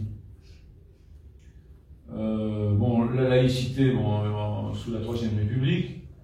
Or, la laïcité, c'est pas les francs-maçons. Alors, ils le revendiquent, hein, c'est grâce à nous la laïcité. Non, c'est Jésus. Rendez à César ce qui est à César et à Dieu ce qui est à Dieu. Voilà. Bon. Donc, c'est encore une usurpation. Et cette laïcité n'est pas du tout la même, parce que Jésus ne dit pas la laïcité, c'est le rejet de la religion. Il dit non, rendez à Dieu, mais rendez aussi à César. Les deux. C'est un juif franc-maçon d'ailleurs, qui doit être d'un très haut niveau, qui nous dit la laïcité prônée par les athées, et ceci est vrai pour ceux qui œuvrent en franc-maçonnerie, est un combat contre le Dieu de la religion. Donc c'est clair là. Hein. Alors bon, sous la Troisième République, on le sait. Alors ce qui est amusant, c'est amusant surtout dans le contexte actuel. Vous savez qu'on déboulonne les statuts. Hein. Napoléon, il était pour l'esclavagisme, d'après ce que disent les wokistes, donc il faut le déboulonner. Colbert, c'est pareil, il faut le déboulonner. Je ne porte pas de jugement, je constate. Mais alors, à ce moment-là, si je fais du constat, voilà ce que disait Jules Ferry. Parce que les francs-maçons ont tous été des colonisateurs. Hein. Il y a, pour les races supérieures, c'est nous, hein, un droit, parce qu'il y a un devoir pour elles. Elles ont le devoir de civiliser les races inférieures. Ça, pour moi, ça s'appelle du racisme. C'est-à-dire qu'aujourd'hui, on essaye de nous dire les races n'existent pas.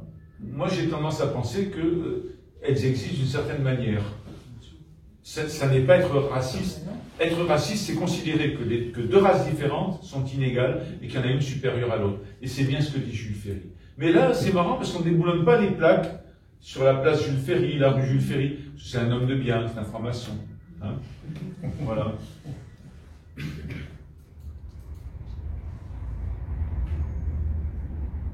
Alors, cette colonisation, aussi bien au Maghreb qu'en Afrique noire, et également dans certains pays d'Asie, en fait, c'est un prétexte à une extension de la franc-maçonnerie. En même temps qu'on va coloniser d'un point de vue administratif et militaire, eh bien, on installe des loges. Mais dans ces loges, on va voir que les Africains, par exemple, ne sont pas admis. Alors, les musulmans, eux, n'ont pas été très intéressés par la franc-maçonnerie. Enfin, la France a réussi à convertir Abdelkader parce que ça les intéressait. Et Abdelkader a peut-être été assez naïf ou assez opportuniste, je ne sais pas, pour accepter de rentrer au Grand Orient. Mais c'est surtout en Afrique noire. Et en Afrique noire, aujourd'hui, la franc-maçonnerie est extrêmement puissante. Pratiquement tous les chefs d'État africains sont francs-maçons. Et les dignitaires autour des chefs d'État. Bon, les apports, on les connaît. Ouais, alors ça, c'est marrant parce que, juste un exemple que je décris dans mon livre, ça c'est un petit panel, il y en a plein d'autres, ce qu'a apporté la franc-maçonnerie dans les lois de la République. Alors, le divorce. Le décret Crémieux, c'est pas mal aussi, parce que Crémieux était juif. Et il y avait en Algérie des gens qui étaient algériens de souche, on va dire, mais qui étaient juifs de religion. Et qui étaient tout à fait tolérés par les musulmans algériens de souche. Ça se passait pas trop mal. Et Crémieux a donné la nationalité française aux Juifs d'Algérie, mais pas aux Arabes d'Algérie. Et après, on s'étonne qu'il y ait une animosité entre les deux. Ça me paraît, c'est comme si demain, on me donnait la nationalité, je ne sais pas laquelle, parce que je suis catholique, et puis alors les protestants ne la leur donnent pas. Bon, c'est arrivé en France, hein, ça, mais ils n'ont pas été déchus de la nationalité. Voilà. Donc là, c'est quand même très troublant. Le divorce est un projet maçonnique également. D'ailleurs, on trouve en franc-maçonnerie une cérémonie qui est une caricature du mariage chrétien, où on appelle ça la reconnaissance maçonnique. Ça marche également, alors ça ne marche pas à l'église bien sûr, mais ça marche en franc-maçonnerie pour les couples homosexuels. Dans la cérémonie, il y a un moment où on met les deux futurs époux et on leur demande de tenir une baguette de verre. et le vénérable maître vient et casse la baguette de verre. Et il dit voilà, ça c'est le symbole finalement que l'amour n'est pas éternel. Alors que pour le mariage catholique, par exemple, eh bien on dit non, mais tu es marié devant Dieu, c'est un sacrement. Alors après, c'est vrai que parfois c'est difficile, comme disait Brassens, de voir à son épouse son nez au milieu de la figure pendant 20 ans. Mais bon, c'est comme ça. Non, mais je veux dire, c'est un combat. C'est comme la foi, hein, le mariage. C'est un combat. Mais là d'entrée, on vous dit, d'accord, tu te maries, mais c'est jusqu'au jour où tu en as marre, quoi. Alors que ça existe aussi dans l'Église, mais il faut vraiment des conditions horribles, hein. La crémation. Alors la crémation, c'est très intéressant parce que c'est une loi qui a été... Alors d'abord, c'est une loi d'inspiration purement maçonnique, hein, ce sont des parlementaires francs-maçons qui ont fait voter en 1887 la crémation. Et alors, quand on regarde les motivations de la loi, c'est l'hygiène. D'accord? Sauf que la crémation est rentrée... Alors, on vous dit, non mais la franc-maçonnerie, en fait, elle répond aux demandes sociales, elle accompagne les demandes sociales. C'est complètement faux, parce que la crémation n'intervient, je dirais, en tant que acceptation par la société, que vers les années 1980-90. Donc pendant un siècle, la crémation n'a eu pratiquement aucun succès, sauf parmi les francs-maçons. Ça, c'est un premier point important. Le deuxième, c'est que pendant un siècle, mais il n'y a pas eu d'épidémie à cause de l'absence de crémation. Et le troisième point, c'est qu'en fait, en réalité, ça correspond à un rituel du 18e degré qui considère, et qu'on voit également au premier degré d'apprenti, qui considère que le feu renouvelle et nous permet d'atteindre à la divinité. Donc, voilà. Donc, en fait, c'est ça. La cérémonie de la crémation pour les francs-maçons, c'est un aller simple vers le paradis maçonnique. Il manque l'avortement, non? Pardon? Il ne manque pas l'avortement? Oui, j'ai pas tout mis, hein, j'ai pas tout mis. Et la sédation. Oui, il y a l'euthanasie bientôt, il y a plein de choses, hein. Ça, je le dis dans le livre, bon, je ne peux pas tout reprendre après dans les conférences, malheureusement. Bon, on connaît l'affaire des fiches avec Émile Combes qui bloque la progression de carrière des officiers catholiques, début du XXe siècle. Alors, sur la 4e République, c'est pas mal aussi, puisqu'on a Paul Ramadier, président du Conseil, Pierre Mendès France, Edgar Faure, Guy Mollet, 4 francs-maçons à Matignon quand même, hein, c'est pas rien. Et Paul Ramadier, on va voir qu'il a été co-créateur de la fraternelle parlementaire, vous allez voir, c'est assez intéressant. Giscard d'Estaing a voulu être initié. Seulement, vous connaissez la modestie du personnage, et donc il a demandé à être initié à l'Élysée, il n'a pas voulu aller dans la loge.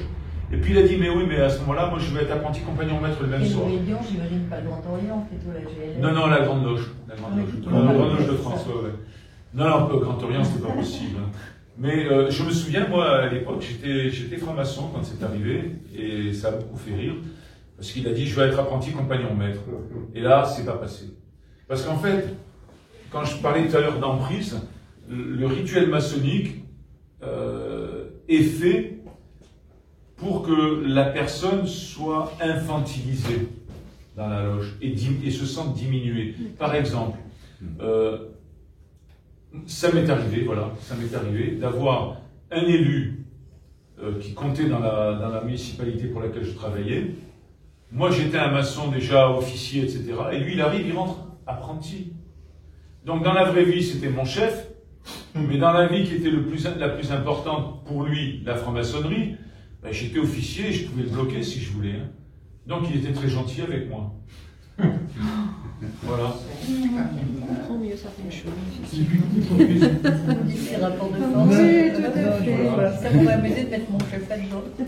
Donc, pratiquement tous les présidents de la 5e République ont été entourés de francs-maçons. Chirac également, Hollande, n'en parlons pas. Sarko, non, il paraît. Sarko, il y en a quand même eu quelques-uns, mais pas trop. Et il a été assez décrié, Sarkozy, quand il a commencé à dire que finalement le curé était aussi important que l'instituteur dans son discours de Latran. Alors là, ça a fait rire tout le monde. Sarko est un personnage particulier. Hein, je ne veux pas être méchant, mais il est particulier. Hein, il a dit plein de choses. Voilà, et Bon, après, c'est un chef. C'est un chef, voilà. Bon, je pense pas que c'est. Je pense pas que c'était le meilleur président que nous ayons eu. Ce qu'on peut reprocher à Sarko, ce qu'on peut lui reprocher, c'est qu'il a tenu un discours qui a fait adhérer beaucoup de gens de droite. Oui. Mais en réalité, il a réagi comme tous ses prédécesseurs de droite, c'est-à-dire en faisant une politique de gauche. Comme, je ne sais plus qui a dit, il nous a promis le Karcher et on a eu Kouchner. Oui, c'est intéressant. Et le général de Gaulle. Alors, de Gaulle, lui, se méfiait. De Gaulle était un catholique fervent, croyant. Et il a dit une phrase, je vais vous la paraphraser, la franc-maçonnerie n'est pas assez importante pour qu'on s'en préoccupe, mais elle l'est suffisamment pour qu'on s'en méfie. Mais pourquoi l'a-t-il réintroduite? Pardon? Pourquoi l'a-t-il réintroduite en France? Pourquoi il l'a réintroduite? Elle était interdite, Ah, il l'a réintroduite. Oui, mais... Alors, de Gaulle est un anti-pétainiste. Et il a besoin d'être anti-pétainiste pour asseoir son autorité. Pétain a interdit la franc-maçonnerie. Et donc, tout ce que Pétain a fait, lui, il le défait. D'accord? Bon, là, on est dans les locaux de l'amicale des anciens combattants d'Afrique du Nord. Beaucoup de gens pensent que De Gaulle est un grand homme. Mes parents sont d'origine espagnole, ce sont des pieds noirs. Personnellement, De Gaulle, je l'ai un peu en travers. Oui, je pense que... Voilà. Maintenant, je ne veux pas jeter la pierre que sur De Gaulle, parce que la plupart de nos politiques ont été comme ça. Ce qui fait le succès de Zemmour aujourd'hui, qu'on adhère ou pas à sa politique, hein, ce type-là, il a l'air sincère. Que l'air. Non, mais il a l'air sincère. Que l'air. Maintenant, j'ai travaillé 35 ans pour les politiques, j'en connais pas de sincère. Hein. Mais lui, il a l'apparence de cette sincérité, et je pense que c'est plus cette apparence de sincérité qui attire les gens que son discours.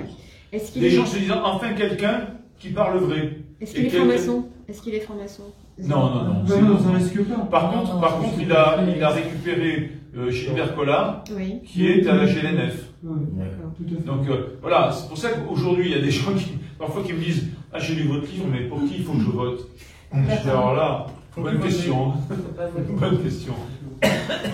Moi, à titre personnel, je ne sais pas pour qui voter, hein, franchement. Okay. Je vote par défaut. Je vote par défaut. Vraiment, dans les Là, oui.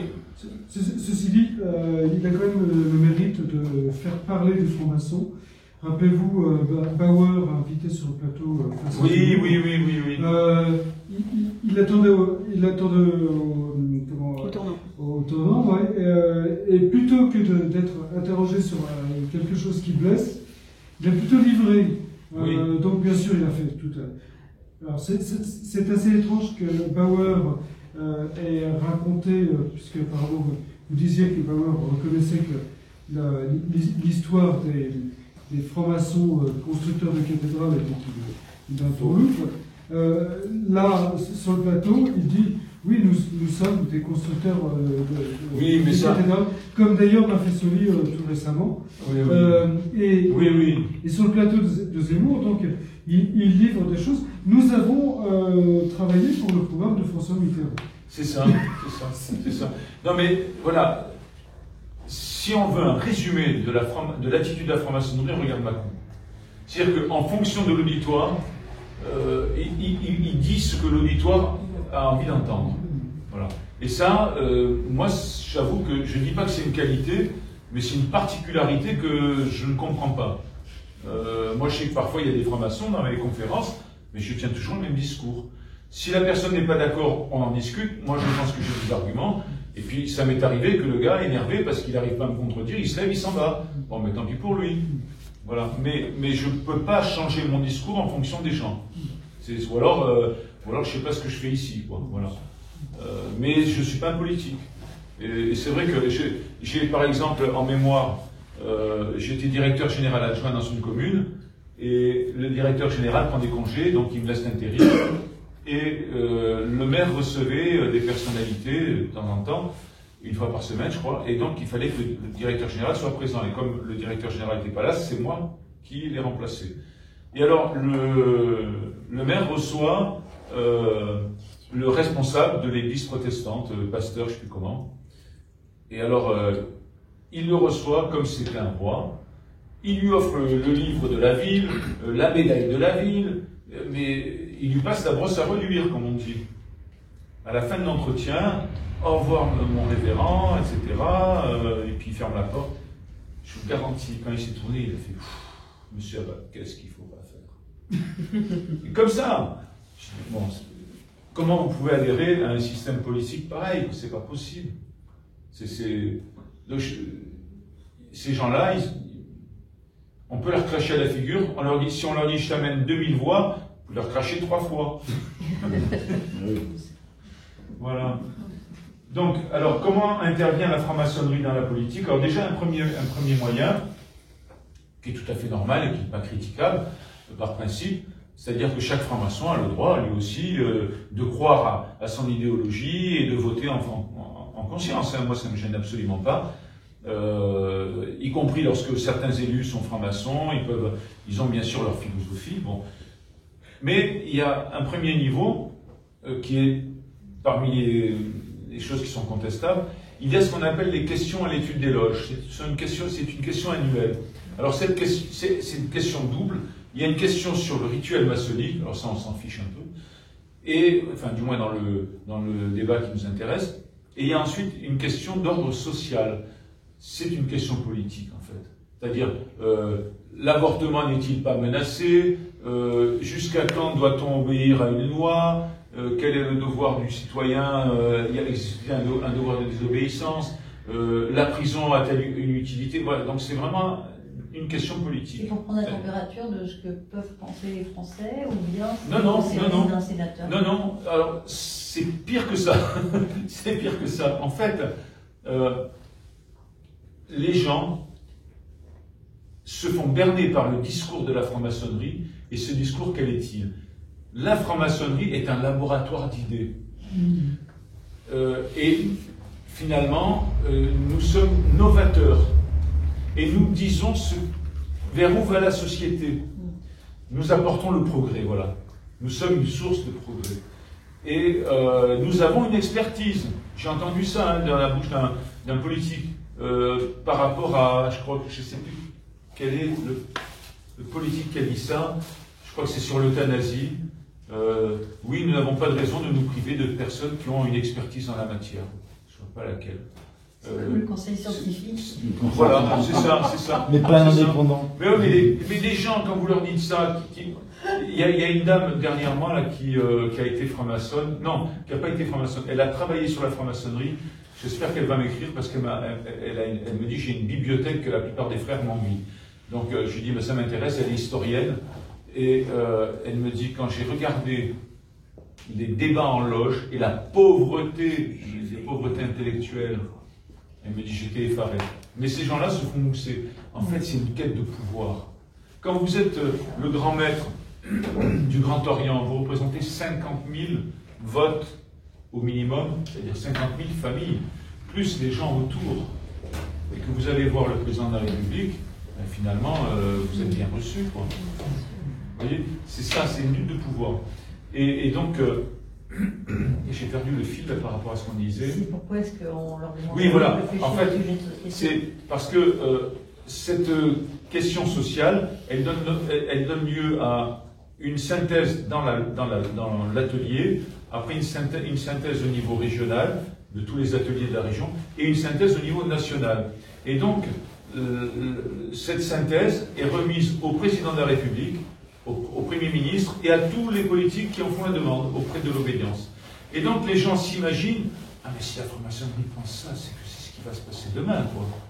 Vous voyez, c'est effectivement, ils pensent que c'est la température de la population, mais c'est pas vrai. C'est pas vrai.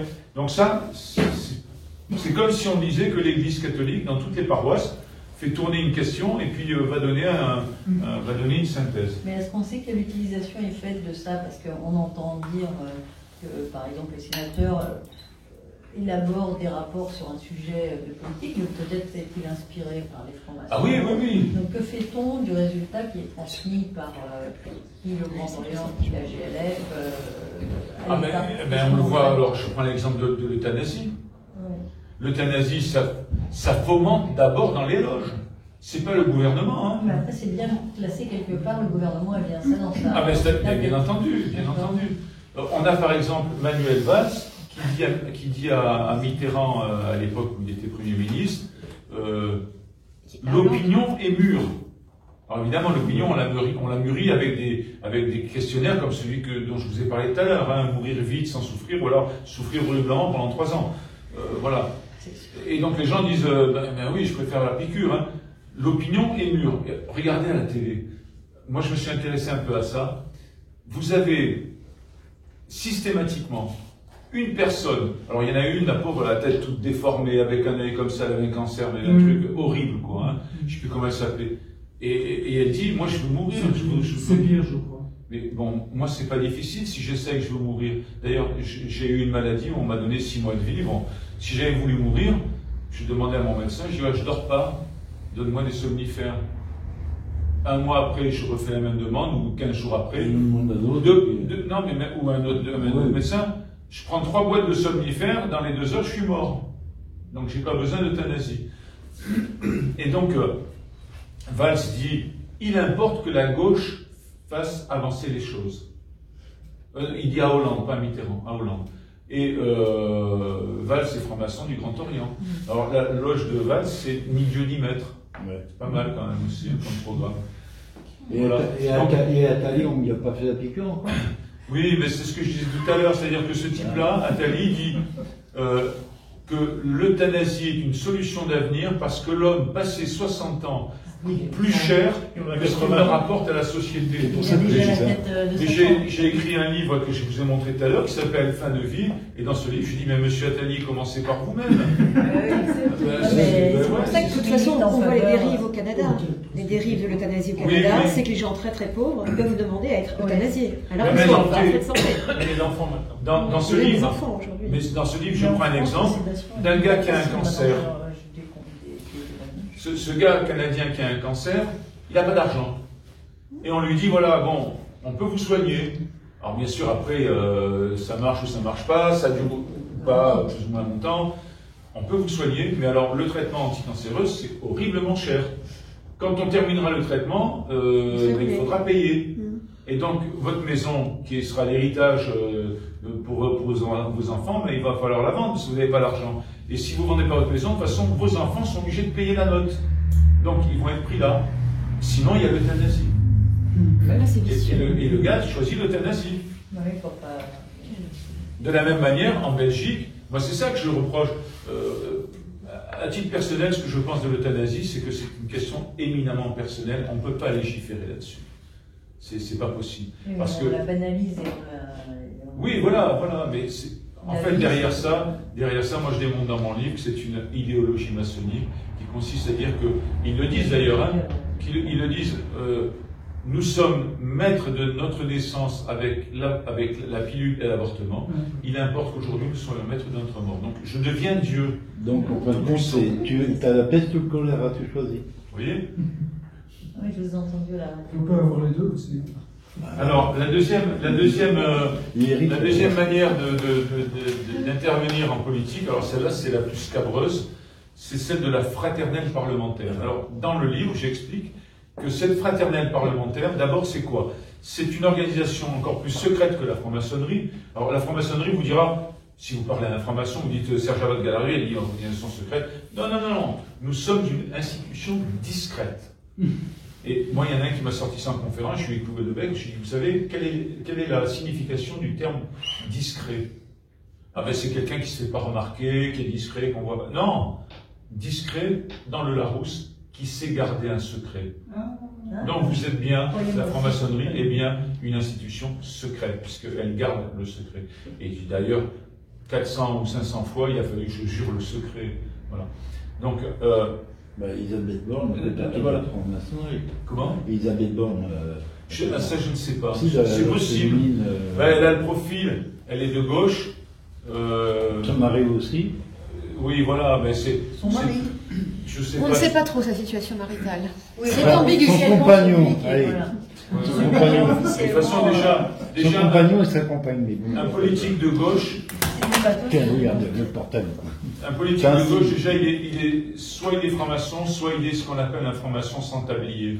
C'est-à-dire qu'il est acquis aux idéaux maçonniques. Et je dirais que même un politique de droite, et je mets des guillemets à droite, bien sûr, c'est-à-dire que c'est la droite que nous connaissons après le général de Gaulle, c'est-à-dire que ce sont des gens qui mettent une étiquette « je suis à droite », mais qui ont une politique de gauche. Non, mais ils sont progressistes. Pour résumer, ils sont progressistes. C'est ça, ça c'est ce que j'explique dans le livre. En fait, ils sont pour le progrès, ils sont tout à fait dans la doxa maçonnique, ça, il n'y a aucun problème. Ce ne sont pas des vrais conservateurs. Voilà. Et comment analysez-vous la dernière tendance des maçons à se découvrir? Maffesoli, les émissions dernièrement. C'est simple, à mon avis, ils ont obtenu ce qu'ils voulaient. Le monde dans lequel nous vivons est un monde éminemment maçonnique, sur le plan politique, sur le plan social, sur le plan de la morale, sur tous les plans. Ce qu'on vit aujourd'hui, en fait, me semble-t-il, c'est mon opinion, c'est quoi? C'est une déliquescence de la morale qui fait que les gens n'ont plus de notion de bien et de mal, sauf ce qu'ils décident, eux, comme étant le bien et le mal.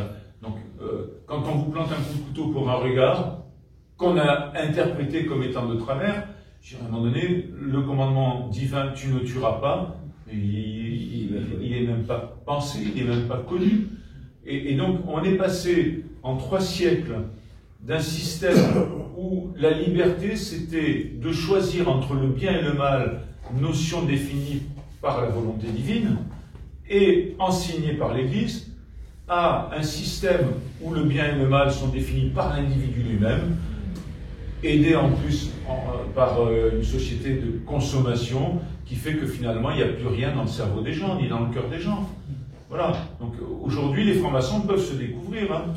Voilà. Donc voilà, la fraternelle parlementaire, alors, c'est une organisation donc secrète parce que les francs-maçons, encore on peut savoir, l'autre jour, il y a quelqu'un à un salon qui me disait, oui, mais moi je sais, j'ai vu une loge, pourquoi vous savez? Ben parce que une fois ou 2 par mois, je vois arriver des gens en costume, sombre, chemise blanche, cravate noire, petite mallette, et ils arrivent vers 8-9 heures du soir et ils repartent à 1 heure du matin. Ouais, donc, c'est une loge. Ouais. mais par contre, la fraternelle, c'est encore plus secret parce que c'est informel. Voilà, on ne sait pas.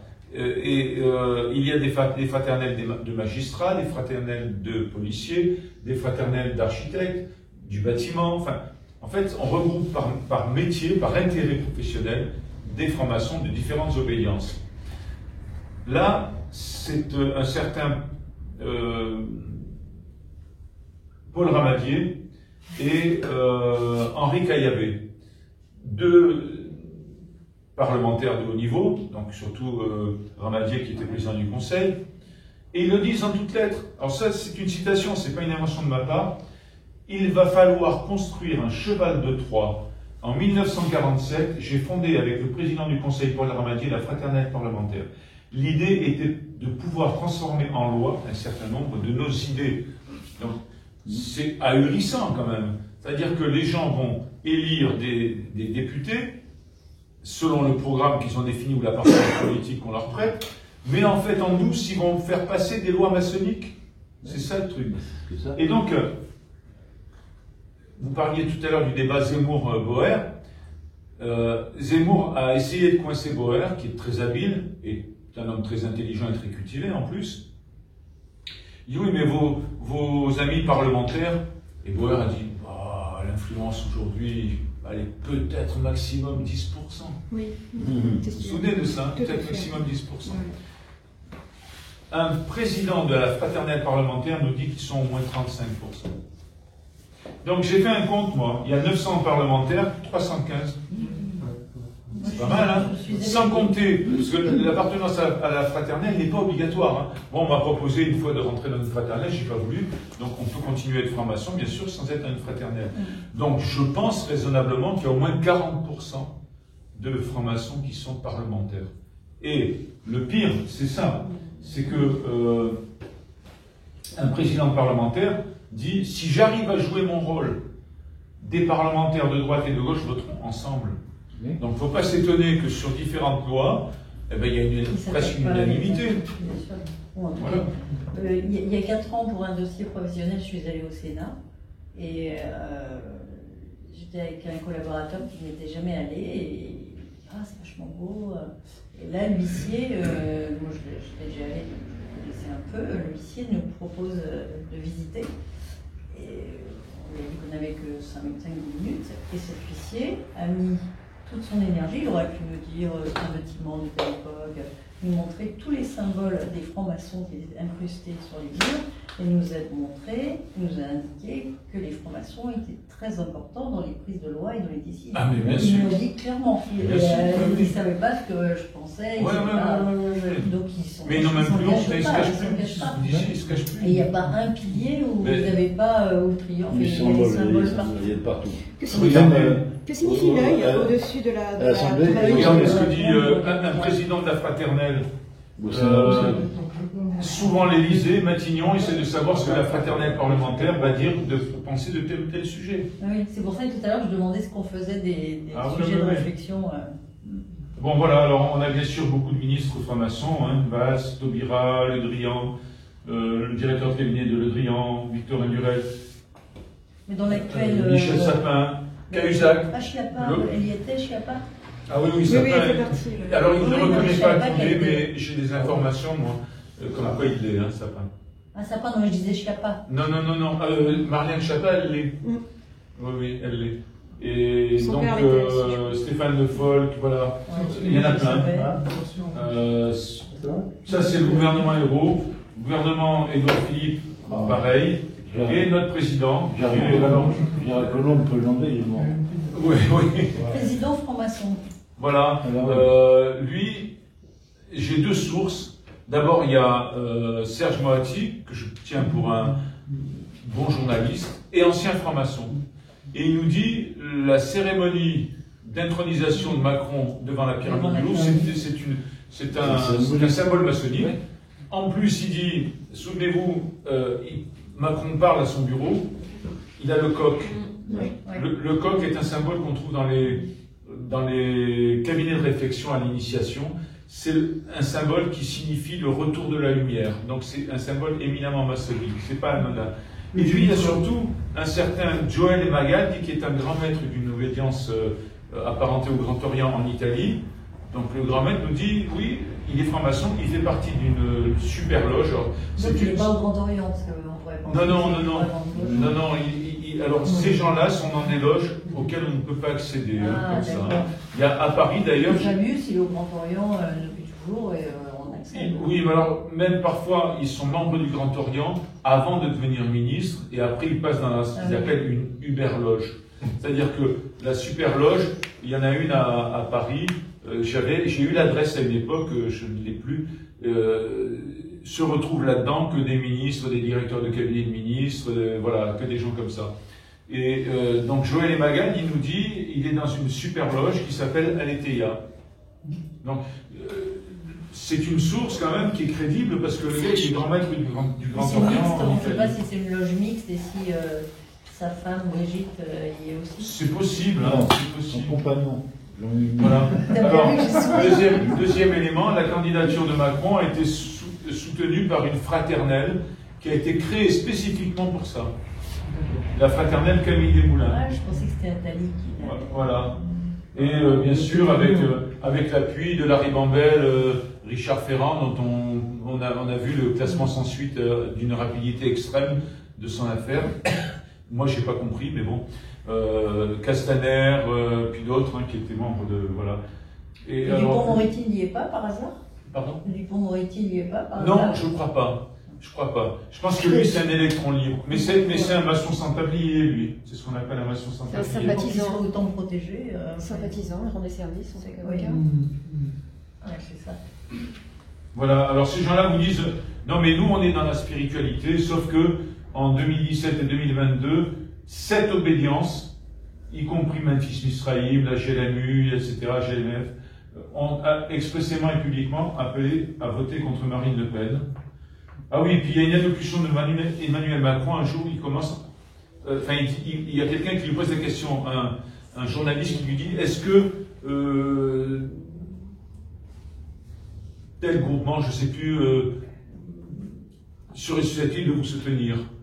Il était candidat à l'époque. Et il répond, si les gens adhèrent à mon projet, que ces gens-là, en leurs grades et qualités, peuvent venir me soutenir. Et en vos grades et qualités, c'est une formule maçonnique.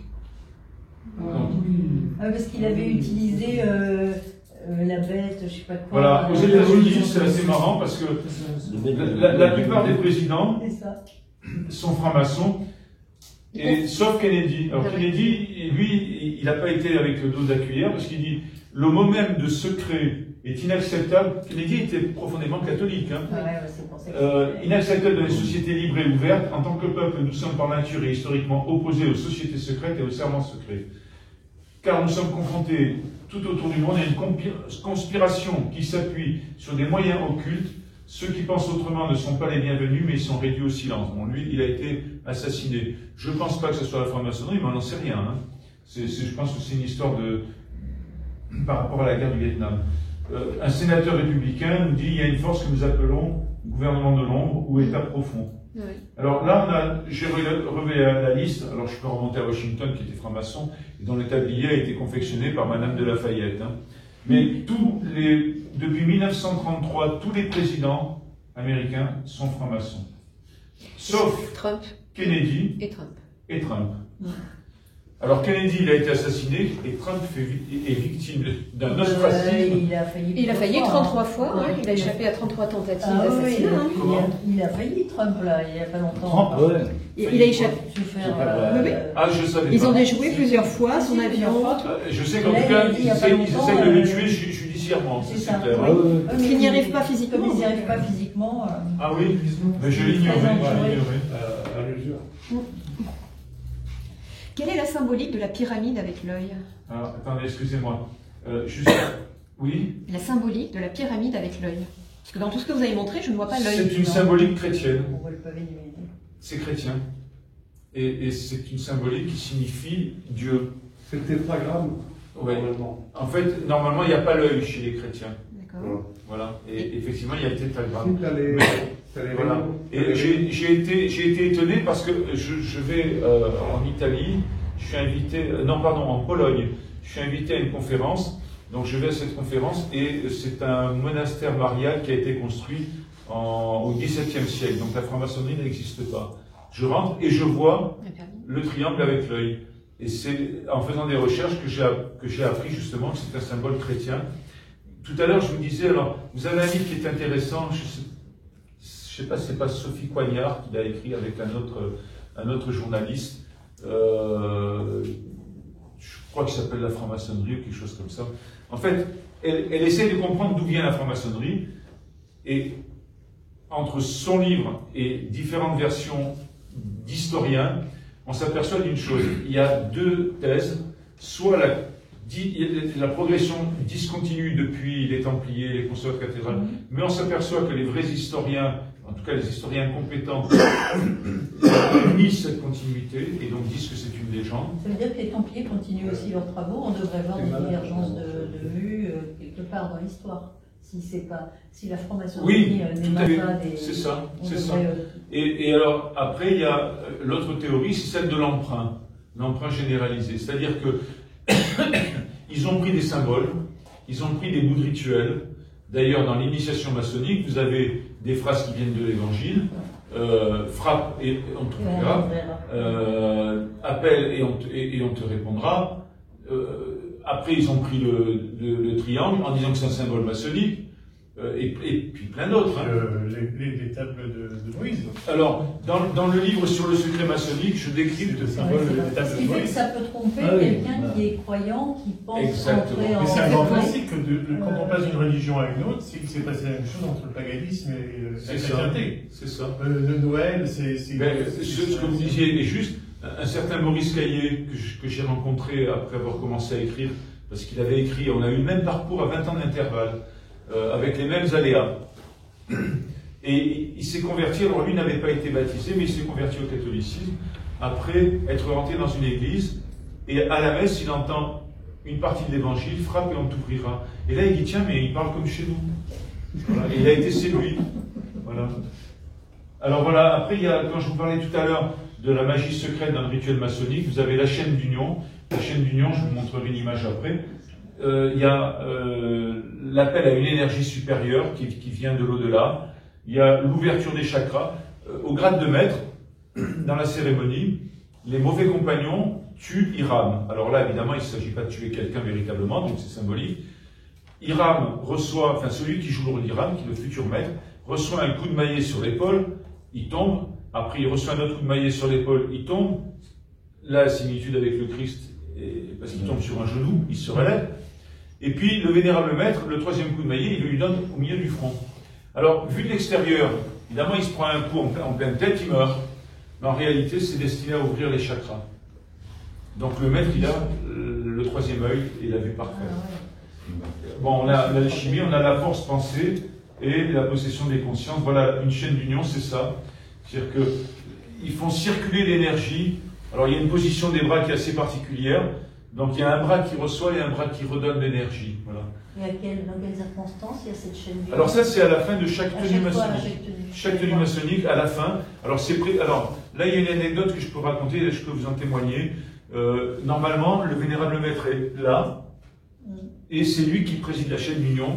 C'est-à-dire qu'il fait un petit laïus, et à la fin, les bras sont comme ça, et il dit, rompons cette chaîne, nous resterons unis, etc. Et au moment où il dit ça, il secoue 1, 2, 3 fois. Et je peux vous dire que j'ai été vénérable maître, et à la première chaîne d'union que j'ai présidée, quand j'ai dit rompons la chaîne, au troisième coup, j'ai pris une décharge électrique des talons jusqu'à la pointe des cheveux. J'ai déjà lu des trucs comme ça. Ouais. Et en fait, pourquoi? Parce que le vénérable maître, ça je l'ai appris après, le vénérable maître, c'est le lien entre le monde occulte, entre la puissance occulte et la loge. Et il transmet cette énergie. Et je peux vous dire que la décharge, ça fait penser un petit peu à de l'électricité statique. On la prend vraiment. Vous avez des témoignages sur d'autres personnes qui auraient ressenti. J'en ai déjà lu, moi. Mais le fait d'être en cercle comme ça et qu'on se serre la main, par votre énergie, vous dégagez de l'électricité statique. On a mais que ça passe le tour. Président des USA, de l'URSS, à la fin, ou presque à la fin de la Seconde Guerre mondiale, le président au milieu fait la chaîne d'union. Bon, Churchill qui était franc-maçon, parce qu'en fait la chaîne d'union peut se faire comme ça. Comme il n'a personne à côté, il n'est pas obligé de mettre le bras droit. Hein. Donc voilà. Pourquoi est-ce qu'il s'habille en noir? Ça me suis toujours posé la question. C'est une question d'élégance, de sobriété. Ouais, voilà. Et puis voilà, je vais conclure avec ça. En fait, l'initiation maçonnique, moi je démontre que c'est en fait une négation de l'infusion de l'Esprit Saint lors du baptême. Parce que je considère le rituel d'initiation et la liturgie du baptême. Dans le rituel d'initiation, ce sont les phrases exactes. Pourquoi ce profane demande-t-il à entrer dans la franc-maçonnerie? La réponse rituelle, parce qu'il est libre de bonnes mœurs, qu'il est dans les ténèbres et cherche la lumière. Bon. Sauf que, si c'est quelqu'un qui a été baptisé, il a entendu, ou son parrain et sa marraine ont entendu, le prêtre, pour suivre Jésus-Christ, rejetez-vous Satan qui est l'auteur du mal. Réponse du parrain ou du candidat s'il est adulte, oui, je le rejette. Et le prêtre dit, recevez la lumière du Christ, que cet enfant illuminé par le Christ avance en enfant de la lumière et persévère dans la foi. Donc ça veut dire que quand on va à l'initiation, implicitement, on dit que la lumière du baptême ne vaut rien.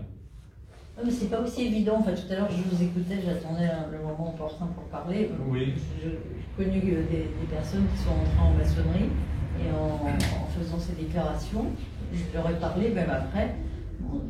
Ils ne voyaient pas l'ambivalence et ils ne voyaient pas. Mais ça ne m'étonne pas. Et c'est pas qu'ils étaient voyants. Non, mais je vais vous dire pourquoi. Il y en a un qui a dit, je me suis posé la question, j'ai demandé même aux autres, mais est-ce que je peux continuer à croire en Dieu? On ne lui dit pas de problème, moi je crois au grand maître de l'univers, donc ça mais il n'y a pas de problème. Ah bon, mais je me sens pas bien, je ne veux pas travailler en ma religion, mais non, pas de problème, t'inquiète pas.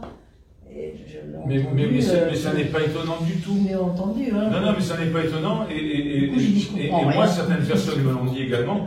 Je vais vous dire pourquoi. Parce qu'en fait, quand est-ce que j'ai diagnostiqué tout ça et compris tout ça? Au moment où je suis revenu à la foi. Oui, ça veut dire après. C'est-à-dire, voilà, il faut regarder le rituel maçonnique avec les yeux de la foi. Si vous ne les regardez pas avec les yeux de la foi et de la théologie, vous ne comprenez pas les dangers. Et d'ailleurs, le jour où... C'est-à-dire que les gens qui sont moyennement croyants... C'est ça. Le jour où j'ai retrouvé la foi et où tous les jours j'allais à la messe, je peux vous dire que les tenues maçonniques, je tenais plus en palassin. J'ai dit, mais qu'est-ce que je fous ici? C'est quoi ce carnaval? Mais quand vous êtes allé à la messe, vous n'aviez pas l'impression de trahir la maçonnerie, pour le coup? Non, parce que je dis souvent... La lumière de la foi, c'est une explosion atomique. Alors que la lumière maçonnique, c'est une petite ampoule à côté, c'est rien. Et c'est vrai que c'est une petite ampoule. Ça n'a rien à voir. Et puis, bon, je veux dire, le grand archer de l'univers n'est pas mort sur la croix. C'est pas un être d'amour. C'est une puissance créatrice. On ne sait même pas qui c'est. Alors que, des fois, je dis souvent, j'ai pas vu Dieu, hein. Mais quand je veux voir l'image de Dieu, je regarde le Christ. Parce que c'est en s'incarnant que Dieu a voulu se montrer aux hommes, parce qu'il faut bien qu'il vienne à notre échelle pour qu'on comprenne. Voilà. Mais le grand archer de l'univers, c'est rien, on ne sait pas. Ça n'a rien à voir. Nous sommes les Gaulois réfractaires.